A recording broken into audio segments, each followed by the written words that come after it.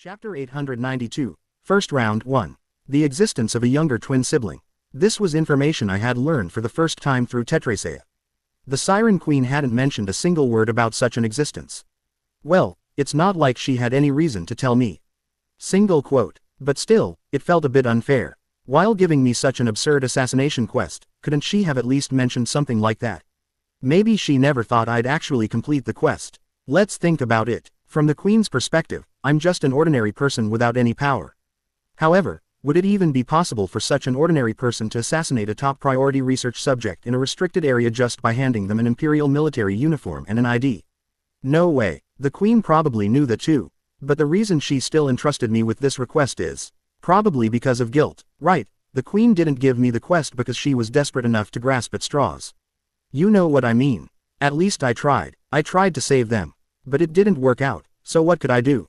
The Queen gave me this quest for her own self-consolation. The Empire and those monsters are equally disgusting. I clicked my tongue and turned my gaze. There, a young child was suffering endless pain due to the circumstances of disgusting adults. Ha, ha, quote closing square bracket. Tetraa, who had collapsed as if he had fainted after entering the bath once as part of the evening routine, was barely breathing. It seemed like it would take quite a while before we could have a conversation. What should I do? Single quote. I reviewed my future plans once again. In 10 days, the labyrinth will close. However, at this point, it felt a bit awkward to log out of my alt character and re-enter with my main character. Because I don't know what variables might arise, and it would mean I'd have to succeed in clearing it within 10 days. And if I fail even with my main character, I might never be able to enter again. After such deliberation, I decided to scrap the plan to enter with my main character. Right, since it's come to this anyway, let's try to do as much as I can with my alt character for now. Though of course, there isn't much I can do. For now, leading Tetraa to a happy ending seems to be the clear condition. Single quote. The first happy ending that comes to mind is peace. If I follow the Queen's quest and kill him, I suppose that could be considered a happy ending in its own way. But the existence of the younger sibling bothers me. Would that really lead to a happy ending? Not only had that new doubt arose, but in the first place, I didn't even have a way to kill Tetraa. It makes sense, doesn't it? Even if they're in an immature state, how could a LV2 Peter kill a rank 3 monster, a storm gush, with his bare hands? Ha, quote closing square bracket. Sighs kept escaping me due to my frustration. If this were my main character with near maxed out combat power, I would have acted first without such worries, but as expected, when the body is weak, the mind suffers. Elfire, where are you? I'm right here, don't worry. Thank goodness. You were so quiet, I thought you'd disappeared. Quote closing square bracket. As if that would happen. Didn't I tell you? I'm going to save you. Opening square bracket quote dot. But Elfire, you're weak. Ha, I'm just hiding my power right now, you know. I'm actually incredibly strong. Strong enough to smash everything and save you if I just put my mind to it. Hoo, I believe you. Soon after I approached and patted his head, Tetraa fell asleep with a much more peaceful expression. I quietly looked down at him and made up my mind. Let's give it a try. After all, there was nothing more to learn by staying in this room. And so, I closed my eyes, and, beep, day 51 since entering the labyrinth, morning. The moment the beep sounded and dog food dropped from the opening in the ceiling. Clatter, I executed my escape plan. The beginning of the escape plan was extremely simple. Wake up a bit early and wait briefly under the ceiling where the food drops. And, ta-da-da-da-da, a sound similar to slot machine chips falling comes from the ceiling. Simply put, it meant the ceiling would soon open and morning feed will pour out. Therefore, beep. The skill I had ordered in advance was cast at the right timing. Tetraa has cast Dragon Vein. Dragon Vein, one of the Storm Gush's skills. Air forcefully erupts from beneath the ground, and any explorers caught in it become suspended in midair while having their MP drained proportional to the time spent airborne. Ah, in other words, whoosh, it meant I could reach that high ceiling in one go. Of course, some of my MP was shaved off in the process, but it didn't matter anyway. LV2 Peter is a blank character with no usable skills, after all. Clatter clatter. As I swiftly entered through the gap in the ceiling, the entrance caught on my feet and made noise as it couldn't close. A moment later, when I slightly lifted my foot, the entrance, that had been repeatedly opening and closing like an elevator door, finally shut. Just wait a little, I'll come save you soon. No, like I said, even if you have to go alone, Elfire. Tetraa shouted something from below, but I didn't listen to the end and proceeded along the passage. A narrow passage similar in form to a ventilation duct. It wasn't straight, and the incline was quite steep. However, Since the passage was narrow enough to fit my body perfectly, I was able to climb up quickly without slipping down. Creak. There was no separate locking mechanism at the end of the passage. I simply pushed the covering panel from the inside, and it opened upwards, finally allowing me to get outside. The place I emerged into was a room about 33 square meters in size. I quickly turned my head left and right, checking the interior. A table piled high with documents. Bookshelves packed with thick books. A white lab coat hanging on a coat rack. And, why you? How are you here? Skinny Guy 2, the guy who had been stuck with the grunt work of giving me various precautions before shoving me into that laboratory. He, who had been sitting at the table, shot up from his chair in alarm, and... Sir. Before he could say anything more, I struck first. I sincerely apologize for disturbing your rest. However, a level 1 emergency has occurred inside the laboratory, and I determined this was the only way to make contact without exposing information to Alpha. What? As I saluted according to Imperial military protocol and quickly continued my situation report, Skinny Guy 2 frowned. The fear that had faintly settled in his eyes when I suddenly popped out had now turned into anger. For me, this was a positive reaction. It meant at least he had judged that I wasn't an enemy. Who gave you permission to do that? Skinny Guy 2, maintaining his superior position, exploded in anger at their subordinate's unexpected action, but I instead played dumb. Pardon, we discussed escaping several times during the preparation process, so I naturally assumed those outside would be aware. However, seeing the ceiling open without any special measures, I took it as tacit permission from higher-ups. Were you not continuously monitoring the interior? Opening square bracket quote dot. It seems the assistant researchers must have let their attention slip. Skinny Guy 2's eyes were filled with murderous intent as he said this. Geez, once I'm gone, he's really going to tear into those guys, isn't he? So what exactly is this level 1 emergency? Pardon, didn't you hear from the senior researcher? The senior researcher was the man I first met on the day I entered this restricted area. I was referring to the original Skinny Guy who clearly looked like the top dog here. Opening square bracket quote dot. I haven't heard, so what is it? Quote closing square bracket. I trailed off as if hesitating for a moment. In that case, I don't think I can tell the associate researcher. Opening square bracket quote dot. What, could you please call the senior researcher here right now? No, since time is pressing, I'll go to him myself. Please lead the way. No, the senior researcher isn't someone you can meet just because you want to. This is something he personally ordered and entrusted of me. Skinny Guy 2 looked at me with complicated eyes for a moment and sighed. It was obvious what he was thinking. He must be thinking, what should I do about this? And due to the nature of military life, I knew well the word that works like magic. No matter how much you try. Then please at least file a report. Also, I'd like the associate researcher to officially state that I bear no responsibility for the lack of immediate response to the level 1 emergency. When I said in a lengthy manner, will you take responsibility? Skinny Guy 2 quickly made his decision. Opening square bracket quote dot dot dot. Fine, follow me. As I followed Skinny Guy 2 out the door into the hallway, Skinny Guys 3 and 4 were hurriedly coming up the stairs from below. Associate researcher. The other subject with Alpha has escaped. Hugh. A-, are you alright? Enough. Don't make a fuss. It's something that happened as part of the experiment. Is that so? We weren't informed beforehand. Quote closing square bracket. Tisk. Even so, for the report to only come in now. Pathetic fools. You two come up to my lab as soon as your shift ends. With that little incident, which left the two subordinates looking ready to cry, concluded, we went up the stairs and soon arrived at Skinny Guy's laboratory.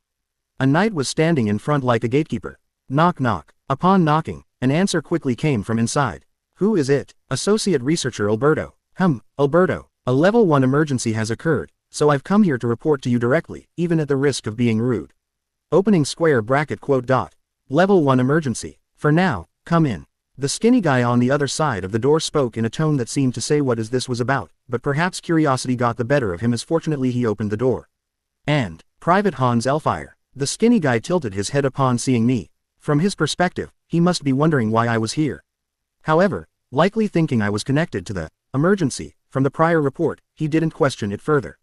Of course, the associate researcher also made a puzzled expression at this, but once again, before he could say anything, I struck first. Senior researcher, before I report on the emergency, would you first look at this? As I held out my arm, the Skinny Guy fixed his gaze on it. Right here on my wrist. Can't you see it? Opening square bracket quote dot. I don't know what you're talking about. Please take a closer look.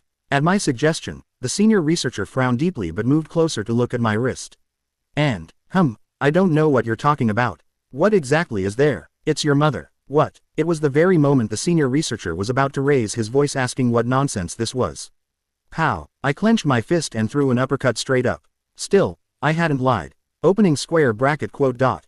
Goo. His head snapped back sharply. His eyes lost focus for a moment as his consciousness wavered. What was reflected in those two eyes was surely his beloved mother. The blow struck the skinny guy squarely in the jaw.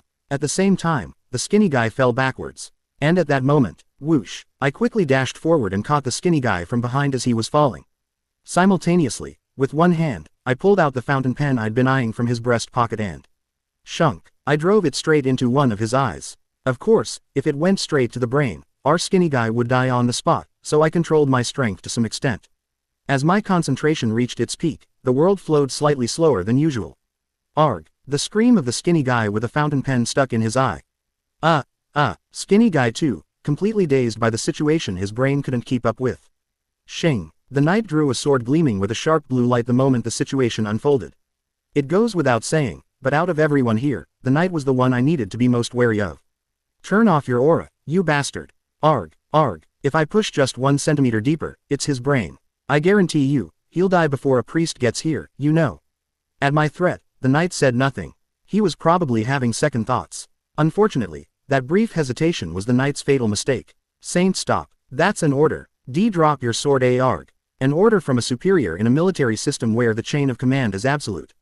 The knight glared at me as if he wanted to tear me apart, but finally dropped his sword to the floor. From there, it was smooth sailing. Good. Now everyone slowly come into the room and close the door. First, close the door so we can't be seen from outside. Associate, you pick up the dropped sword and bring it here.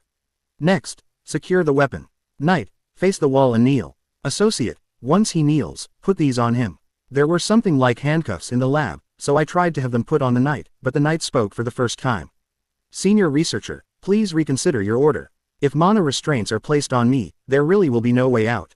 Oh, mana restraints. I don't know what they are, but it seems like once those handcuffs are on, even that knight bastard will be helpless. Opening square bracket quote dot dot dot. That's what he says, so what should we do, senior? Arg, it's an order. Do as he says, arg. That's what he says. Opening square bracket quote dot. Quote closing square bracket. In the end, the knight was cuffed by the associates' hands, and I immediately slashed the knight's neck with the sword. Only about a third of the way through. Gack. I swung with the intention of cutting his head clean off, but the blade didn't go all the way through. It definitely didn't feel like it hit bone though. Imperial knights are pretty tough. Still, killing him wasn't difficult. After all, a human can't survive getting their neck sliced a third of the way through. Blood gushed out from the open wound, and after a short while, the knight went limp. And so, phase 1 was complete. Opening square bracket quote dot dot dot. Why, you bastard, do you really think you'll get away with this? This guy was still here. Opening square bracket quote dot. Perhaps sensing something was off, skinny guy too, who had been yelling at me, suddenly shut his mouth. Of course, that doesn't mean I'll reverse my decision. Shunk. Skinny guy 2's inner flesh was far too soft compared to the knight's, and soon peace arrived as he collapsed. The room was still filled with the smell of blood, though. But isn't that how peace is built in the first place? Now then, quote closing square bracket. I then graciously seated the skinny guy with the fountain pen dangling from his eye in a chair. Shall we have a little chat? LV2 Peter has so many questions. Chapter 893, First Round 2. Before starting the interrogation in earnest, I decided to check my supplies first. For a humane interrogation, at least one bottle of potion is essential. Do you have any potions? The skinny guy with the fountain pen stuck in his eye cooperatively answered the questions. Instead of using his mouth, which his voice would barely come out properly from, he raised his hand and pointed at the knight. When I actually searched the knight's person, I found 3 bottles of potions, and with that, my concern about humane interrogation procedure was over. With that, just as I was returning back again to the skinny guy. Schwa! Suddenly, the body of skinny guy 2 lying on the floor turned into particles of light and disappeared. What, was he still alive until now? I thought he was judged like the unranked monster, dead man, where a corpse is left behind. You have killed an Imperial Associate Researcher. Express +4. It seems I gained experience points too. And quite a bit, at that. With skinny guy 2's level of combat power, shouldn't he be rank 9? This was a part one couldn't quite wrap my head around, but the real question lied elsewhere. FWIP. I hurriedly turned my head toward the knight. Skinny guy 2 turned into light and disappeared, but why was this guy's corpse still here? Could it be that he's still alive? No, That's definitely not it. I checked again while searching his person, but the knight was 100% dead. But despite that, his corpse didn't disappear. Is it because of the mana restraints? Somehow, I have a feeling that those handcuffs I put on him before killing him might be the cause. After all, that's the only difference between them. Well, as a result, I obtained an effect similar to having distortion applied, allowing me to loot these potions. First things first, since I don't know how much time I'll have to conduct this interrogation peacefully, I set aside my trivial questions. To resolve all of LV2 Peter's questions, I need to act quickly. So, MMPH. I firmly pressed my hand against the mouth of the skinny guy with the fountain pen stuck in his eye. Pushuk. The moment I pulled out the embedded fountain pen, the skinny guy convulsed as if struck by lightning. The more he did so, the harder I pressed on his mouth. Of course, the soundproofing in this laboratory seemed to be top-notch. But still, you never know, right? MMPH, MMMPH, MMMMMPH. I didn't want anyone interrupting our intimate time together. That's a nasty wound. Sizzle, opening square bracket quote ... MMMPH. GHKK, erg. I finished the treatment by dripping a little potion onto the spot where the fountain pen had been stuck. Well, it wasn't an injury that would fully heal with a few drops. But as someone who has been injured in all sorts of places and personally drunk thousands of bottles of potions, I can guarantee that a person won't die from this much. If he seems uncooperative, I can just drip a little potion each time. Single quote. I smiled with great satisfaction. After all, the conditions were now met for a super-humanitarian, Geneva-style interrogation where information is extracted through treatment, rather than torture. First question. I slowly removed my hand that had been covering the skinny guy's mouth. The vending machine. A simple machine where you insert a coin and press a button to drop the item you want. As a kid, I really liked vending machines. After all, vending machines were always in the same place and always gave back exactly as much as I put in. Well, the vending machine in the hospital lobby was old and sometimes ate my money. Actually, I even liked that aspect. If I went to the maintenance person who came every Monday and told him, he'd give me back double, no questions asked. To me in my childhood, vending machines symbolized constancy, certainty, and even a bit of luck. I miss it. Single quote. The reason I thought of vending machines after such a long time here in the labyrinth in another world is simple. The skinny guy was exactly like a vending machine. Instead of coins, I insert potions, and when I ask curious questions, he gives the answers I want. Just like this. Tell me in detail about the experiment you're conducting. Why did you go so far as to make a treaty to bring Alpha here, and why am I needed? That's. I haven't inserted the coin yet. Sizzle. After dripping a few drops of potion on his wound, followed by a brief screaming intermission, the answer flowed out smoothly. We are people from the Pantheon Research Center. Naturally, we have but one goal. To create a weapon powerful enough to lead the Empire to victory in this war. Pantheon Research Center according to the information I obtained on the first basement floor, that was a place that researched monsters and created biological weapons. So they weren't part of the military. Looking at it, it's more like the research center people mobilized the military for their research. That explains why the soldiers were so subservient to the researchers. So how were you planning to make that weapon? That's. I need to insert another coin. With that thought, I picked up the potion, but what was this? The answer vending machine gave me an answer without even taking a coin. As a result of research on the imprint, granted only to a select few pilgrims, it was confirmed that the abilities possessed by monsters are imprinted not on their body but on their soul. Our advanced research team was dispatched to this island for experiments to transplant the power contained in that soul. What is this? A bug? Why is an answer coming out when I didn't even put a coin in? I don't know, but naturally, a good player should think about exploiting bugs rather than fixing them. Wait, so how do you transfer it? Premise 1. Since a monster's soul shows strong bonds with the Earth Mother, wearing down of the soul is necessary for transplantation. Premise 2. Additionally, the target subject. There you go again, speaking in a way only you understand. Do you want some pain? Opening square bracket quote ... Quote closing square bracket. Explain everything simply from now on. Simple enough for even a child to understand. The answer vending machine, while clearly clicking its tongue as if I were primitive despite my obviously human appearance, obediently complied with the request. Opening square bracket quote ... First, continuously expose Alpha to extreme situations to weaken. No. To exhaust its soul. Second, pair it with a suitable target subject to increase synchronization rate. Third, use a new drug developed by the research center to transplant Alpha's power to the target subject. A much more concise explanation than before. However, I'm not entirely satisfied. Rather than simplifying words like weaken, he should properly explain the jargon only he knows. What is the synchronization rate? The more the test subject empathizes with, feels affinity for, and relies on the target subject, the weaker its bond with the Earth Mother becomes, and the success rate of transplantation also increases. Right, so that's all referred to as the synchronization rate. Why was Tetraa chosen as the test subject? Alpha's individual name is Storm Gush. Because it can recover perfectly with just seawater, its body can withstand the wearing down of its soul. Oh, is that so? My questions were somewhat answered, but as my knowledge increased, new questions arose. Anyway, you mentioned a success rate earlier, right? Does that mean experiments have already succeeded? Opening square bracket quote. Yes, commercialization is still far off, but soldiers who have already succeeded in the transplantation have proven their potential as biological weapons by performing on the battlefield. But why come all the way here to repeat an experiment that already succeeded? First, the research center highly valued the Stormgush's special abilities. They believed that with those abilities, they could create an invincible navy. If there's a first, there must be a second. Opening square bracket quote. Research on the target subject. So far, all those who succeeded in transplantation were those who took MKS-017, a miracle drug, and were halfway transformed into monsters, and for commercialization, we needed a successful transplantation case with an ordinary target subject. Simply put, the main focus of the experiment was not extracting abilities from Tetraa, but rather transplanting abilities into ordinary Peter.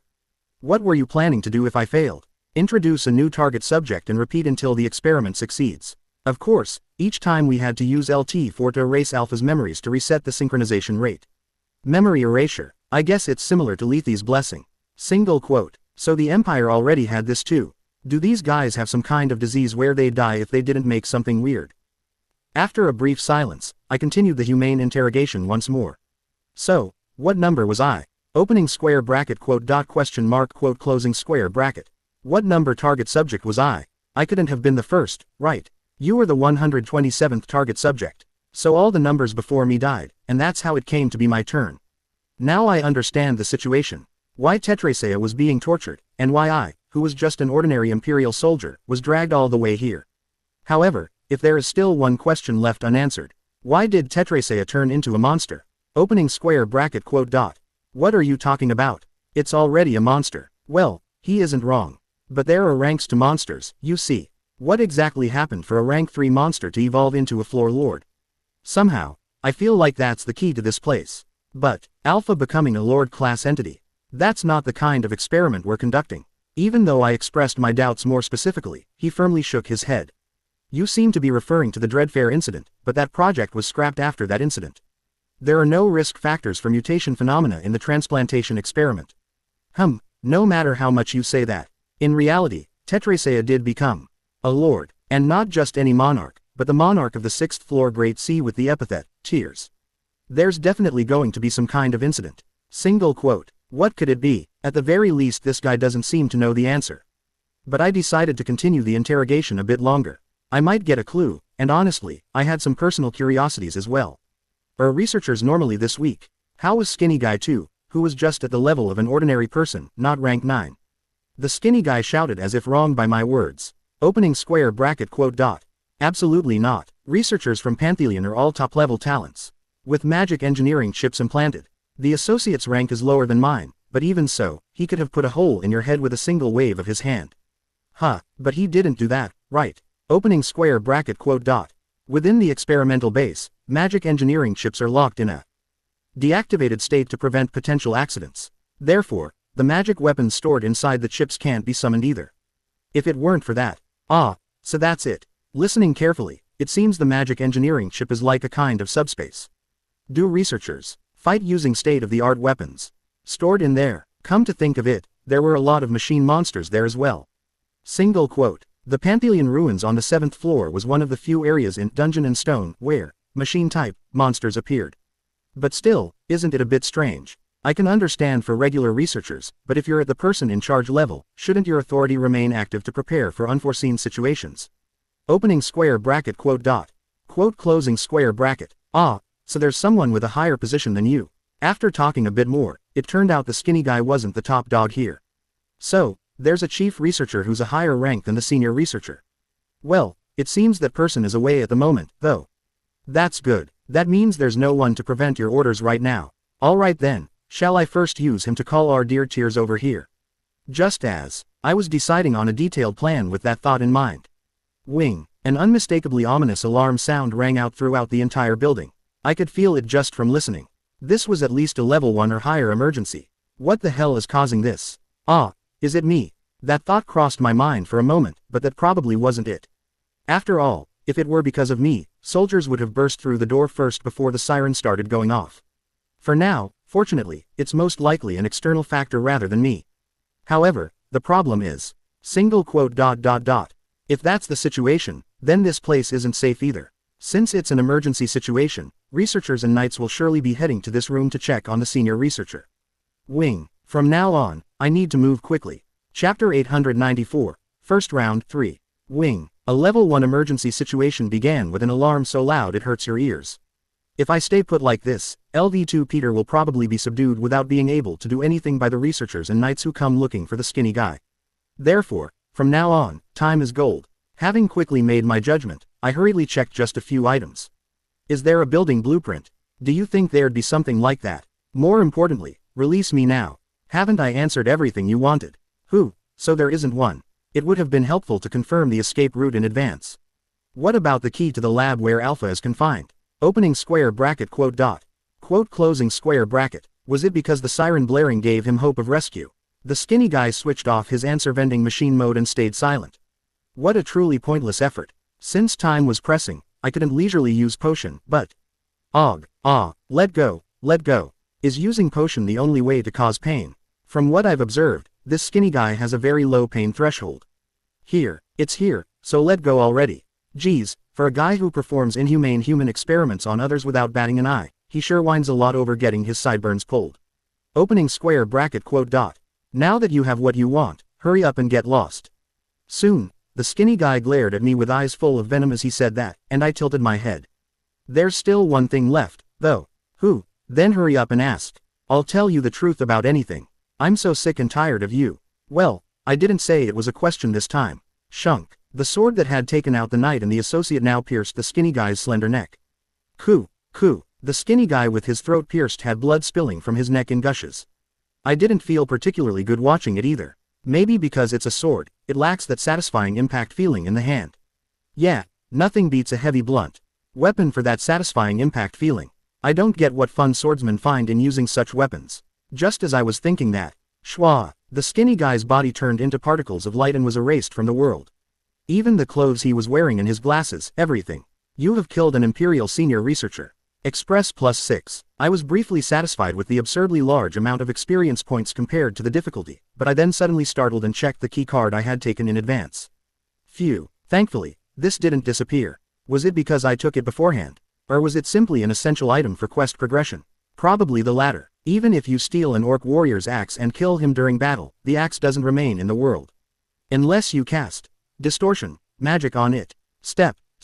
Having completed all preparations to leave by dealing with the skinny guy, I steadied my breathing before opening the door to the hallway. From here on out, it's truly all improvisation. Single quote. The original plan was to use the skinny guy in various ways to help Tetraa escape, but that plan was no longer usable.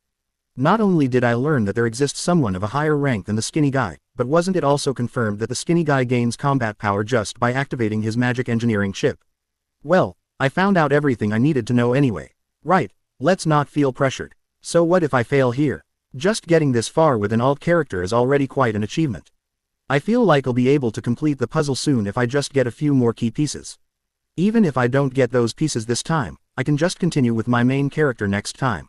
So, bang, I boldly opened the door like a man and stepped out into the hallway. The empty hallway was filled only with the loudly blaring siren sound. Okay, no one's here for now. I quickly descended the central staircase. As I did, I saw some researchers coming up from below. Two of them, they were familiar faces. They were the ones who had gotten chewed out by the associate researcher earlier. Why are you alone? What happened to the associate researcher? Before such words could follow, I struck first again. An attack. It's an attack. Please request support as quickly as possible. What? The associate researcher has been attacked. Hurry and check his room. Damn it. What the hell happened? Alright, quickly request support. No, wait a minute. Just when I thought it was going well, the researcher's eyes fixed to one spot. It was the sword I was holding. The knights weapon I'd brought for self-defense, a sword already drenched in bright red blood. I made a quick decision. Even I would have a hard time explaining this away. Yeah, so, slash. I sliced through the throat of the guy in front, then immediately thrust my sword roughly into the torso of the guy beside him in rapid succession. Shunk. I thought this would be around where his heart is.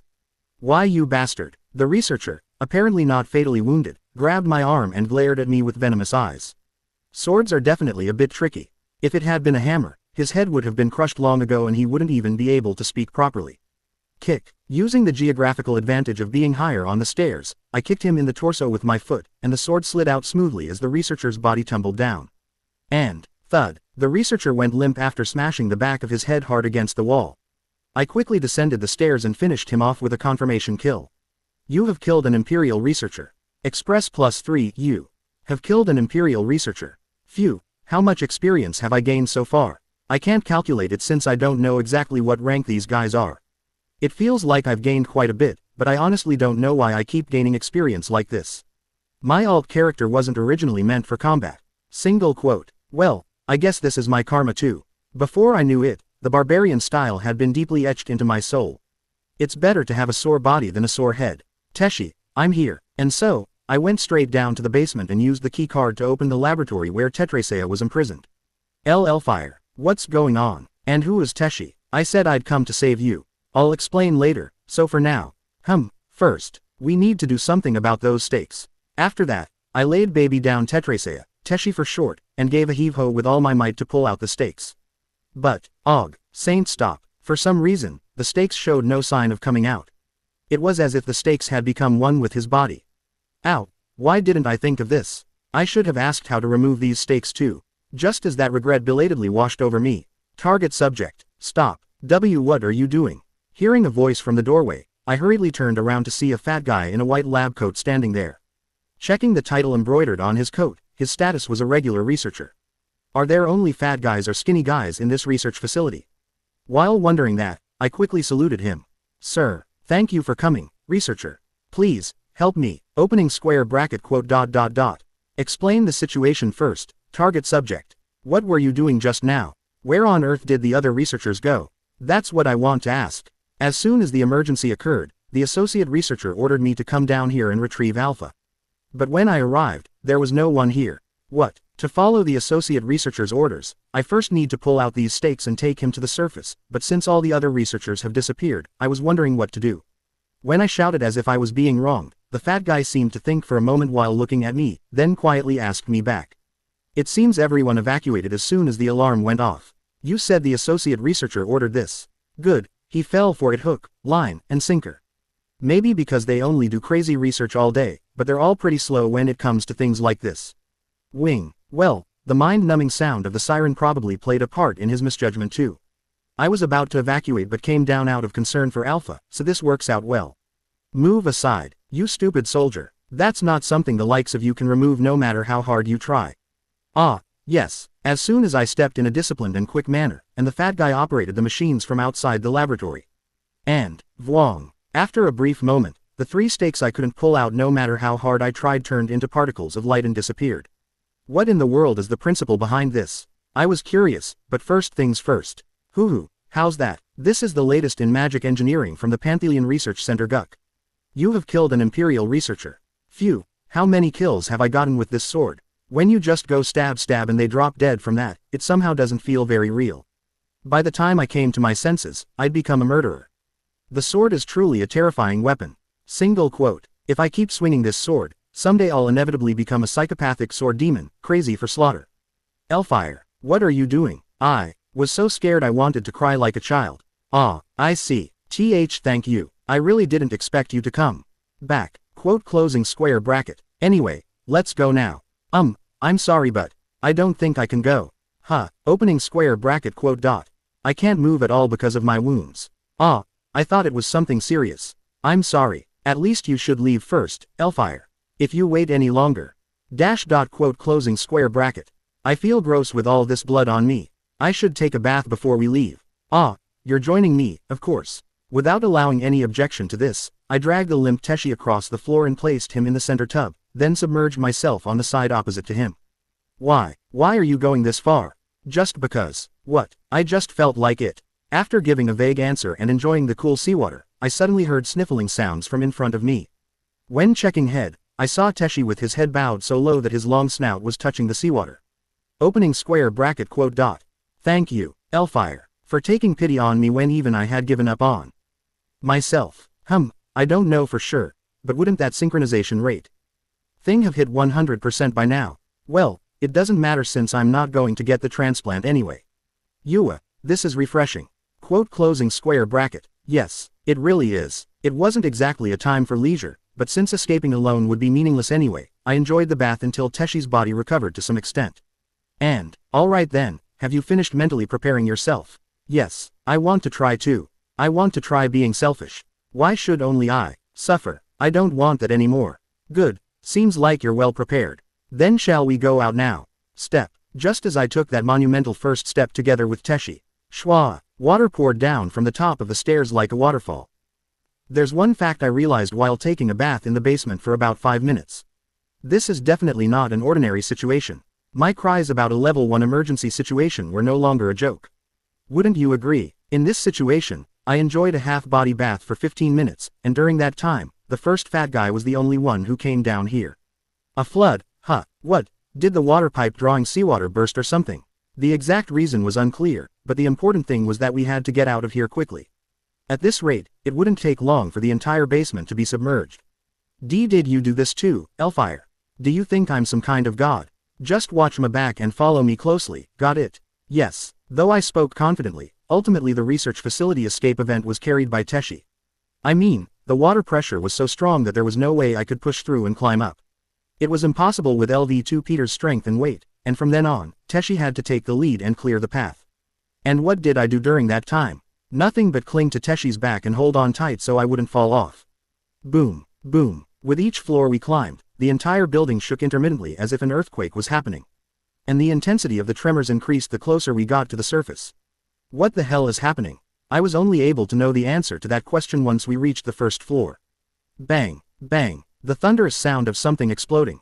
A wah, a scream bursting out at the end of life. I had roughly guessed it from the water filling the first floor up to waist level, but the scene I witnessed outside through the destroyed exterior wall of the building was hell. This restricted area where the lab is located is supposed to be on high ground in the center of the island. Shwa, waves crashed in front of the building, as if the entire building had been teleported to the middle of the ocean. With this shitshow going on, no wonder they didn't bother with downstairs. Single quote. I, who had been frozen in a daze, snapped back to reality at the sound of people from above. Focusing on the sounds, it seemed quite a few people were gathered on the upper floor to assess the situation. I left Teshi by himself on the first floor and went up to the second floor, where I was able to hear what was going on from the researchers and soldiers gathered there. The sea god. The sea god has invaded. The god of the sea was angry. Chapter 895, First Round 4. The Sea God, Leviathan. A rank 1 monster that only appears in the Great Sea on the 6th floor, and a monster among monsters that took me hundreds of attempts before my first kill when I was playing the game. Meeting the stat requirements was a problem in itself, but figuring out its gimmicks took an incredibly long time. From the 6th floor onward, Floor Lords 2 are treated as having the same difficulty level as rank 1 monsters, but honestly, I rate Leviathan higher than the Lord of Tears, Tetraa. After all, not all rank 1s are created equal. There are upper tiers and lower tiers, and that bastard Leviathan undoubtedly belongs to the upper tier among rank 1 monsters. I approached the man who looked the kindest among the people gathered by the window. If it's not too much trouble, could I get the details of the situation? What's your name and rank? I am Private Elfire. Private. The bald mister who gave off a friendly impression suddenly changed the look in his eyes. It didn't feel like he was looking down on me for being a private, but rather it was a look closer to why on earth is a private here. A few days ago, I was transferred to the research department to assist the researchers with their experiments, but then this incident broke out and I barely managed to escape a short while ago, so I don't know the situation. Is that so? At the mention of being a test subject, the man finally withdrew his suspicious gaze and showed a look of sympathy in its place. He understood the true meaning, that assisting with their experiments was just a way of saying I was dragged here as a guinea pig. I have no obligation to explain the situation to someone of lower rank like yourself, but since your circumstances are quite pitiful, I'll roughly explain. I trust you'll listen carefully so I don't have to repeat myself. Yes, I will listen with all my might. Unfortunately, the treaty was broken during the second agreement due to a backlash from those monster bastards. The enraged chief researcher turned Faroon Island into a sea of fire, and as a result, that terrible monster has invaded. The second agreement. The reason the treaty was broken. The chief researcher and the burning of Faroon Island. There were far too many keywords I wanted to ask about, but I restrained myself with superhuman patience. It didn't seem like he'd answer even if I asked anyway. Sir, thank you for kindly explaining this even to someone of low rank like me. I simply saluted with endless gratitude, and in response, the bald mister also gave me a slightly more favorable look. Oh ho, a rare sight, a young man with proper military discipline. Our resolve. We are the Imperial Army, devoted in our loyalty to His Majesty the Great Emperor. We defend imperialism and serve as the driving force imperial unification. Furthermore, we abide by regulations and obey the orders of our superiors.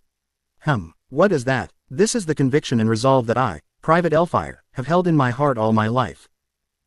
But why do you say, we, instead of, I? Because I believe all soldiers loyal to the Empire share the same heart as me. What? Ha ha, ha ha ha ha. The bald mister seemed to really enjoy his private's little show, as he even laughed out loud, drawing the attention of the soldiers nearby. There was surprise in their gazes. What's this? Actually, I've been feeling glances directed this way for a while now. You're quite a likable friend. Whatever happens from now on, try to stay by my side if possible. That way, you'll be safe. Could it be this mister is someone famous? Sir, I am grateful for your consideration, but as a proud son and soldier of the Empire, I must inform you in advance that if a moment comes when this insignificant life of mine is needed for the glory of the Empire, I will have no choice but to charge forward. I laid out this groundwork just in case I got tied down by this mister and became unable to move freely. But perhaps that made him like me even more. The bald mister burst into laughter once more, then soon patted my shoulder and revealed his name without me even asking.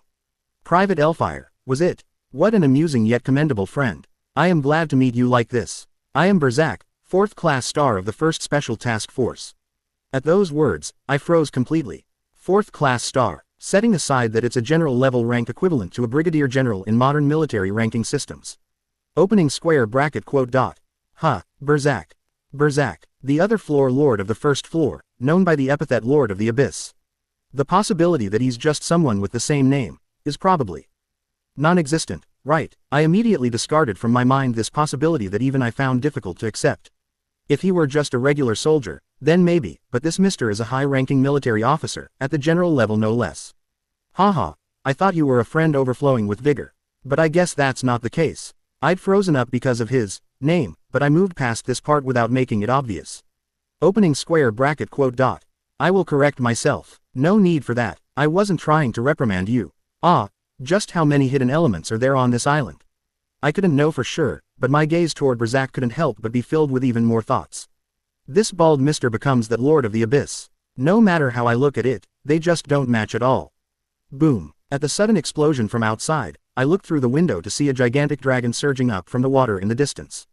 A body so massive it makes those watching lose their sense of distance.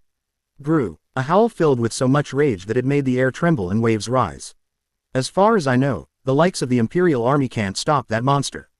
I mean, even if I brought all the Anabata clan members who were in the basement, we couldn't kill it, so how could they? Then does that mean if I just stay put like this, the Imperial Army will be wiped out on its own and my quest will be automatically completed? Such a hopeful future was faintly observable in the present, but unfortunately, there were still quite a few unsettling points. For example, this Mr. Probably, Berzak. It's not that I'm already scared because of that name's reputation, but the expression this mister is making right now made me uneasy. Standing in front of the window watching the sea god, Leviathan, there was no emotion of fear in this mister's eyes. Of course, that could be because he's a veteran soldier whose sense of fear has been castrated. Haha, everyone, don't worry. Is the Iron Man someone who would fall so easily? The moment Berzak chuckled leisurely and muttered as if to soothe the soldiers on the 2nd floor. The basis for his composure sprang up from the sea. Pea-shoot. A flash of blue light shot out, vaporizing the seawater. No, should I call it a beam? Leviathan, exposed to the beam for about 3 seconds, writhed about as if in pain and let out a monstrous shriek. And, boom, something shot out of the water like lightning and collided with Leviathan's body, creating a massive shockwave. And repeatedly at that, boom, boom, boom, Leviathan staggered every time a loud boom erupted, as if being hit by a barrage of punches from left and right. At this, the soldiers gathered at the window each let out exclamations of admiration. Indeed, that's the chief researcher of the Panthelian Research Center. The nickname Iron Man almost doesn't do him justice. At my level, unless I concentrate, it's difficult to even properly follow his movements. Upon hearing those words, I focused my eyes intensely and spotted flying objects flying around Leviathan like gnats. Not just one, but dozens of them.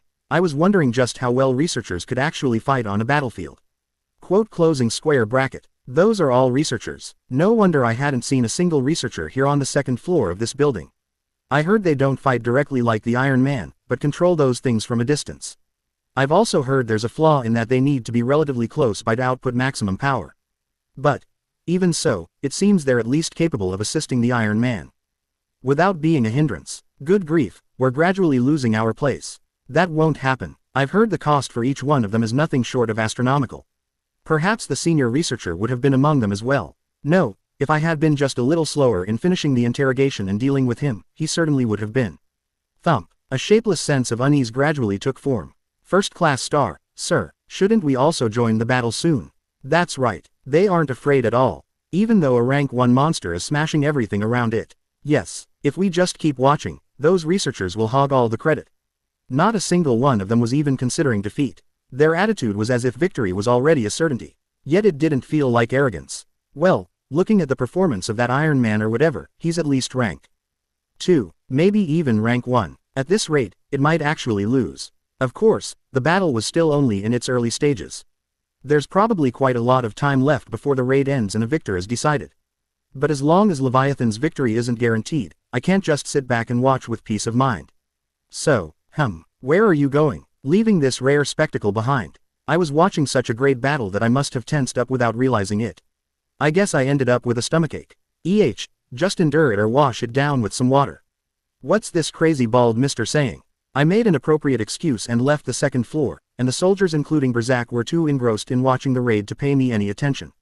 Splash, splash. When I descended to the first floor where water had already risen to shoulder height, Teshi, who had been submerged below the water, popped his head out. Elfire. Shish. Be quiet. Opening square bracket quote dot question mark quote closing square bracket. We need to quickly get out of here, right now. This isn't a situation for a LV2 warrior to get involved in. Escaping the research base was easier than expected. I just had to cling to Teshi's back as he swam and hold on tight so I wouldn't fall off. Of course, since Peter didn't have the ability to breathe underwater, we had no choice but to move underwater with my upper body. Exposed like a shark fin. Still, it's a huge relief that we didn't get caught by Berzak before we left the base, I suppose. Single quote. Well, there's a high chance that Mr. has noticed something's off by now. But then again, what can he do? He'll probably just think I went to the bathroom and got caught up in something.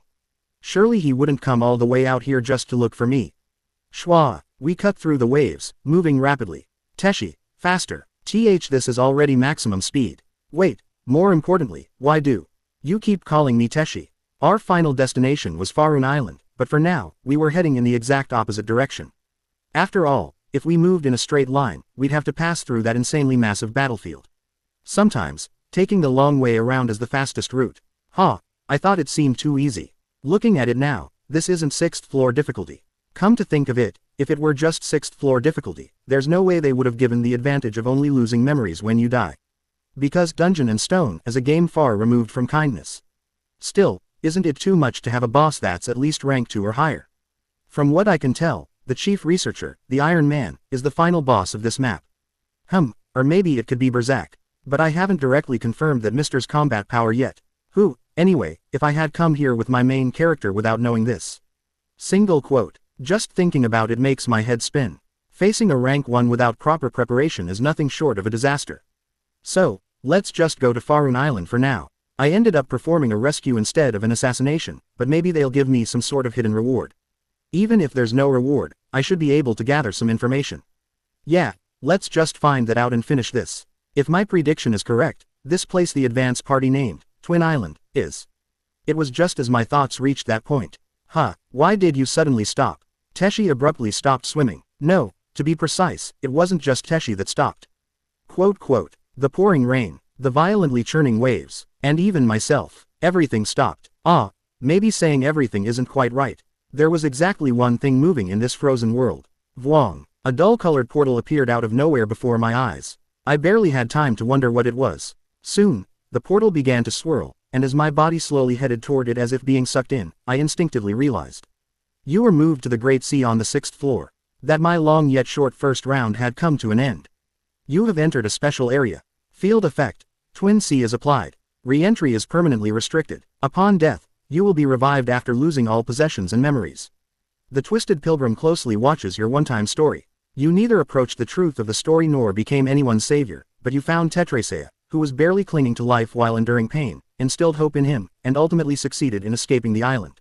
Total score: 41 points. You have permanently gained entry permission to the Twin C. Chapter 896, First Round 5. The first thought that came to my mind when I regained my senses was a very cliché one. I'm back, I'm back. This could simply mean I'd returned to the outside, but it also carried another meaning as well.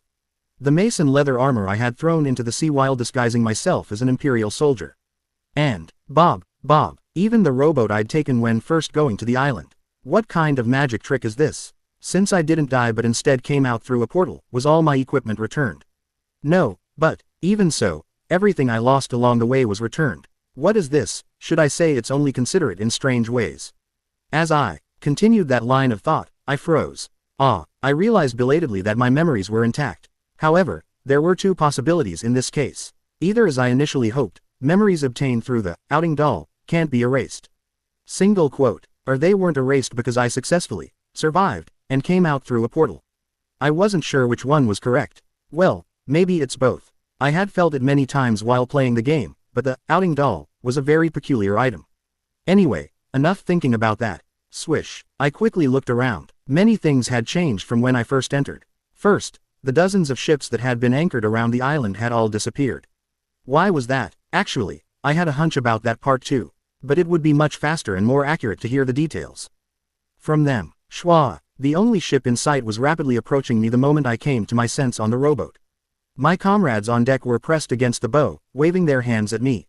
Bjorn. I told you not to use that name when Bjorn is in that form, Naya. It's just us here anyway. Stop nagging. After being hauled up along with the rowboat, I logged out from my alt character and opened my eyes on my main character. And, I'm sorry. The first thing I did was apologize to my comrades. It took much longer than I expected. I didn't think it would take this long. Haha, there's absolutely no need to apologize. You were late because of reconnaissance duties, weren't you? But still, as a result, we gained almost nothing from this exploration.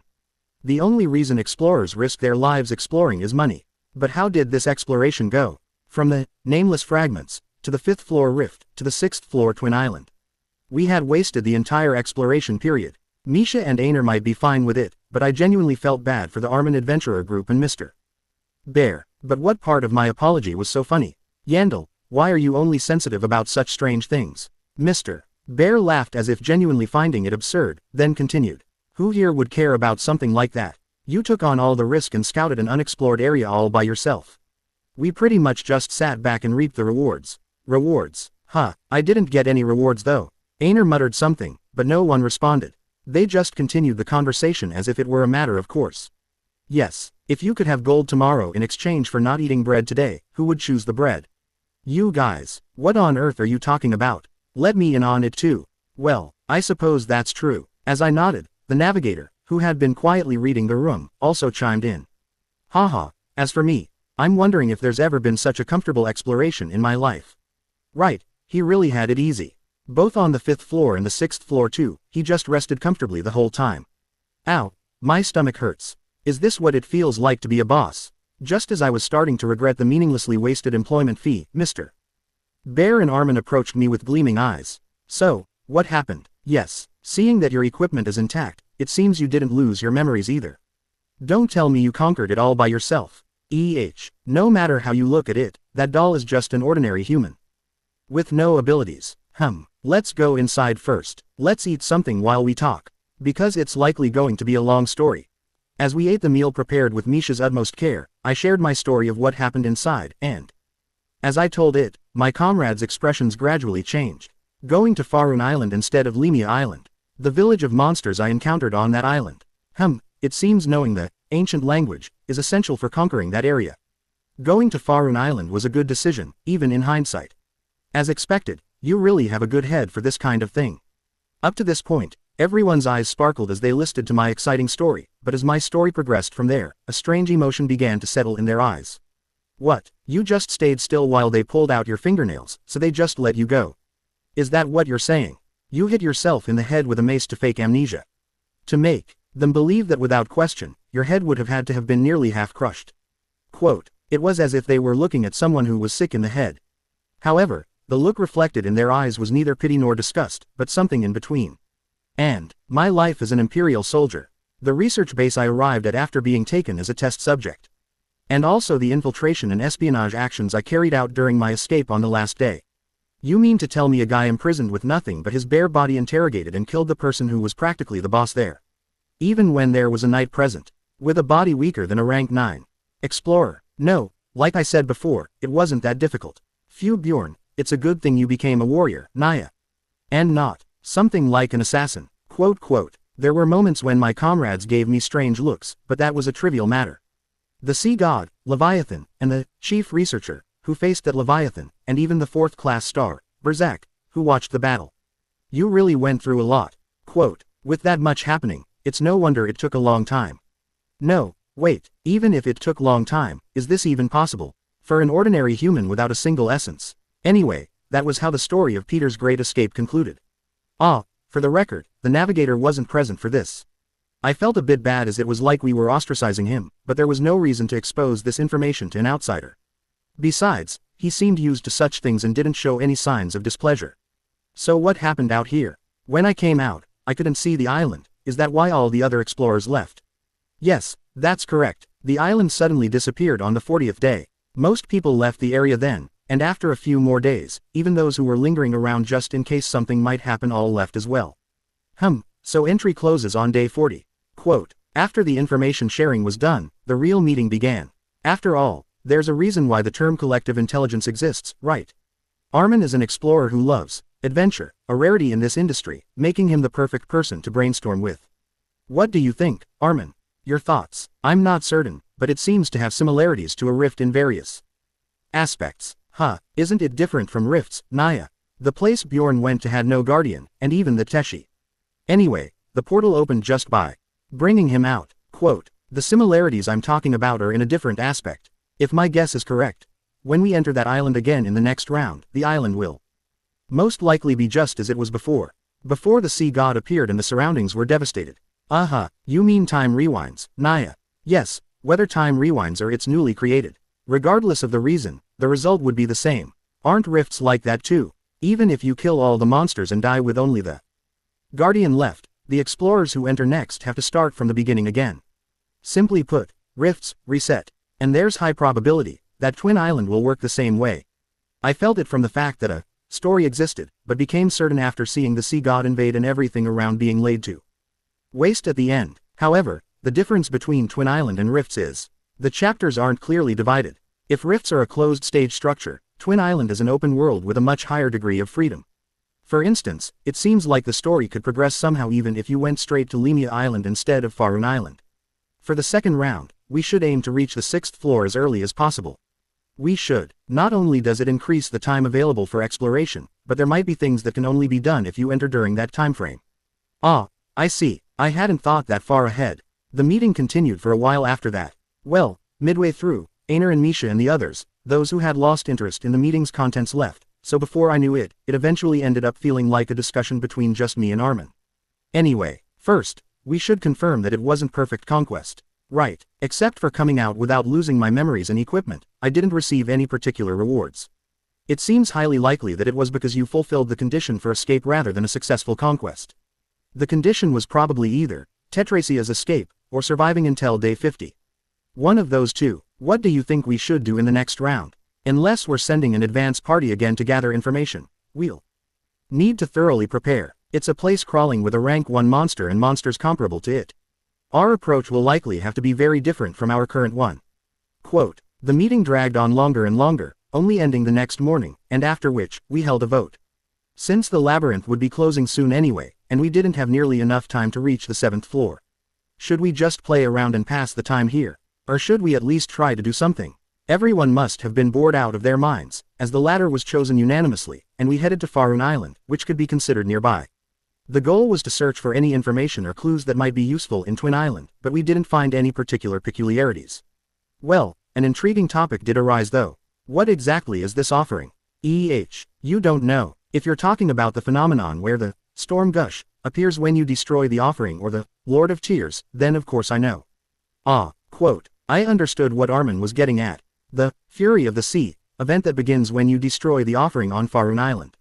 Furthermore, similar-looking offerings exist on other islands as well, and if you destroy them all, the Lord of Tears is summoned. Both are related to the Lord of Tears. Yes, perhaps because I heard your story, Captain, I became curious about why these offerings came to exist. It seems like this part might be worth investigating a bit more. With only questions about the offerings remaining, time flew by like an arrow. Day 60 since entering the labyrinth. The labyrinth has closed. You were moved to Raftania. The day to return to the city had arrived. A gloomy sky, still far from sunny. But perhaps because we had reached the closure day on the 6th floor, where day and night exist, it looked especially gloomy today. Baha'u'llah, or maybe not. We will become the strongest warriors on earth. Wah. As soon as I opened my eyes in the square, roars erupted from all around. The roars of joy from the young warriors who had just completed their first exploration. Their numbers look about the same. Single quote. After roughly eyeballing the survival rate of the young warriors, I quickly passed through the checkpoint before getting caught by the young warriors. The checkpoint was in a very shoddy state since only the square itself had barely been restored, but even so, I was able to pass through with a free pass.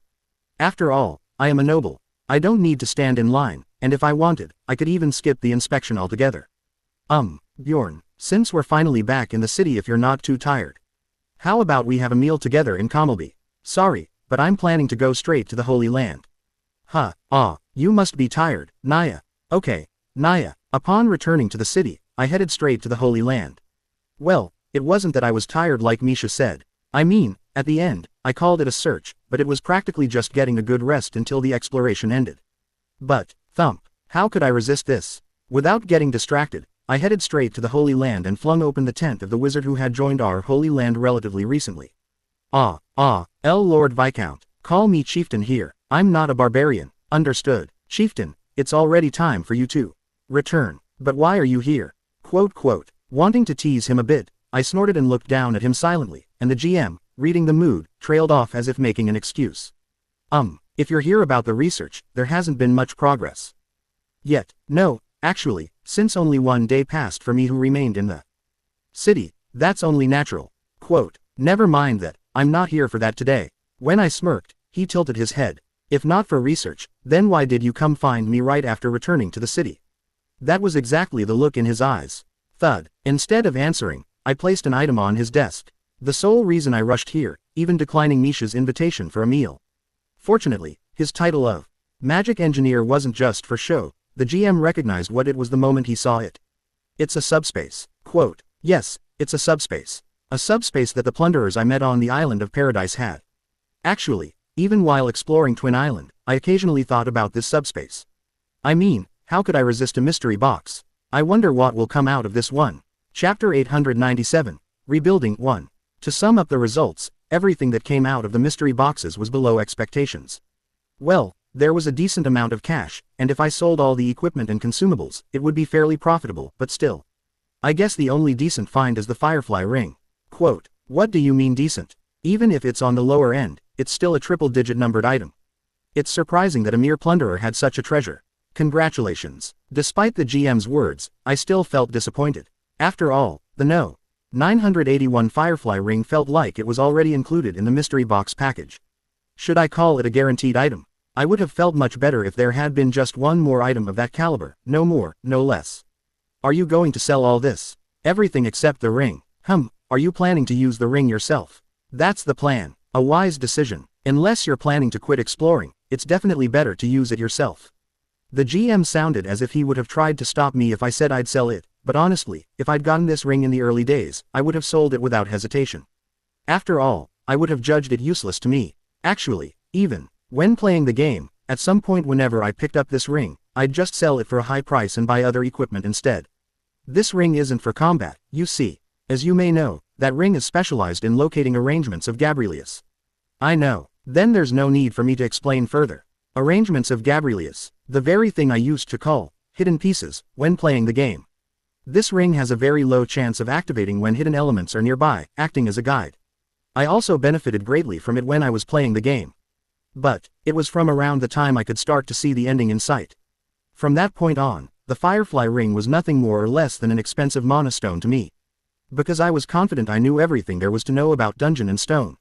Of course, that was arrogance. The first basement floor, which could be considered a new floor. The new island that appeared after the event with the Lord of Tears. Not to mention the updated content, but even setting that aside, it was the same story. When I surveyed the entire labyrinth from the Spirit Gate, I witnessed firsthand that there were still many undiscovered areas remaining, and on the first basement floor, I saw guardian statues whose existence I hadn't known about. Therefore, I had to admit it. There's still so much left. Yes, there was still so much left. In this world, there are things I still don't know. You have equipped No. 981 Firefly Ring. Day 2 since returning. The morning after spending a night in the Holy Land, I went out to the city and stopped by the Explorers Guild. Well, to be precise, I met with the Guild Master. Because in my opinion, there was no one more suitable than him. Ha ha ha, you're asking me to find the bereaved families and deliver these belongings in your stead. If you understood, why are you repeating it? Ha ha ha ha. The Guild Master, who had just had this bothersome task dumped on him, wore a rotten smile but didn't dare refuse my request. Stop laughing, just answer yes or no. Yes, good, I'll checking in on it later, so if anything goes missing. What do you take me for, Lord Viscount? Despite how I may seem, during the battle with the Lord of Tears, I was one of the few who stood by you. What nonsense. He only stayed because the only future awaiting him back in the city was losing his position. Moreover, embezzlement is the Guild Master's specialty. Did I just entrust fish to a cat? When I thought about it that way, I did feel a bit uneasy, but I didn't go so far as to withdraw my request. Nah, surely he wouldn't, right? He's a pretty sharp guy in his own way, so he should have the intelligence to tell apart a poisonous apple that would kill him if he ate it. And by the way, does the guild buy equipment? The guild isn't that kind of place, Lord Viscount. You could just say no. Why the serious face? Haha, serious face. Not at all. Is that so? Yes. Anyway, if you find it bothersome to sell items one by one, you could hand them over to a merchant company near the exchange. You'll get a bit less for them, but the advantage is you can dispose of them right away for cash. A merchant company up until now, I haven't really sold things that way. But you should still stop by the exchange. I hear a lot of good items are being listed at decent prices lately. Good items. When I asked for examples, he listed off some truly good items one after another. Among them, several were quite attractive even to me, items that were difficult to obtain due to their rarity rather than their price. I couldn't help but tilt my head in confusion. What's the reason? Equipment prices that became dirt cheap when the labyrinth closed have started gradually returning to their proper value recently. So those who held onto their items without selling are now slowly starting to think about selling them off. I don't get it. If they just held out a little longer, they could sell them at full price, so why now? They must have reached their limit, I suppose. The economy was quite difficult during the labyrinth closure period, wasn't it? If they were someone who focused solely on exploration, that would be one thing, but if not, they'd be desperate for quick cash. Put that way, it makes sense. Even Mr. Bear was an explorer who opened a tavern with Mrs. Bear, right? Similarly, because the economy collapsed during the closure period, he ended up in debt after getting involved with a bastard-like golden ghost. I was planning to stop by the exchange anyway for my alt character. Okay, I got some good info from an unexpected place. Then regarding your business, is that everything? No, one more thing. Do you happen to know about the Black Wolf? You mean the Dark Guild. Dark Guild, it's something like slang. I heard many people call it that. Oh, I see, but when a bald middle-aged man uses terms like that, it just looks like he's trying to imitate young people. By the way, how did you become interested in that place? I just happened to get tangled up with them during this last exploration. Do you know anything? We don't know much either. There's a rumor that the Shadow Organization operates it, but it's not confirmed information. So you don't know anything either. Yes, we didn't have the resources to conduct an in-depth investigation on our end either. If you're really curious, why not try investigating it yourself? Why would I investigate? Too bothersome. Haha, I guess you aren't that curious after all. What's he saying? You should do it. Pardon, the opponent is none other than the Dark Guild, right? Naturally, it's only right that you, as the Guild Master of the Light Guild, investigate. Why aren't you answering when I'm talking to you? Yes, I'll investigate. Phew, now that I've outsourced this matter, I can stop worrying about it. Of course I'll have to come by periodically to nag him so he doesn't slack off. Well then, now my real business is done. I'm leaving. Yes, please take care on your way out. After finishing my conversation with the Guild Master, I stopped by the exchange since I was already out. Just as the guild master said, quite a few good items were listed at the exchange. This is the first time I've seen so many numbered items registered. There were even quite a few essences. They weren't high-rank essences, but using my noble authority and connections with Count Almanus to look at transaction records only staff could see, essences were selling like hotcakes as soon as they were listed. This must be because of the influx of newbies. Single quote. However, I didn't see any items worth buying right away. Still, just in case, it would be wise to keep monitoring it. Anyway, since I was already here, I registered all the items I had at the exchange. Well, as the guild master said, it would be much more convenient to leave them with a merchant company, but it's not like doing it here is particularly bothersome either. After handing over the items and having a cup of tea in the VIP room, before long, the exchange director came into the room with a smile. Lord Viscount, the registration of all the items you entrusted to us has been completed. They've been registered at the appropriate prices determined by our exchange's appraiser, and we've applied priority listing, so it shouldn't take long for them to sell. Yes, this is what connections and power get you. As you requested, we will send someone to notify you once over 90% of the items have been sold, and payment will be deposited into your account immediately upon sale, Lord Viscount. Also, regarding the items you mentioned, we'll contact you the moment they're registered at the exchange, so you need not worry at all. Good, then I'll be going. Yes, this was William Bakers of the Almanus Central Exchange. Emphasizing his name like that at the end while bowing was probably an unspoken request for me to put in a good word for him when I meet the Count later. He's quite a promising fellow. When I left the exchange, the timing was a bit awkward, so instead of heading straight to the Holy Land, I turned and headed elsewhere. The destination wasn't far from the exchange, and it was a place that felt somewhat nostalgic for me.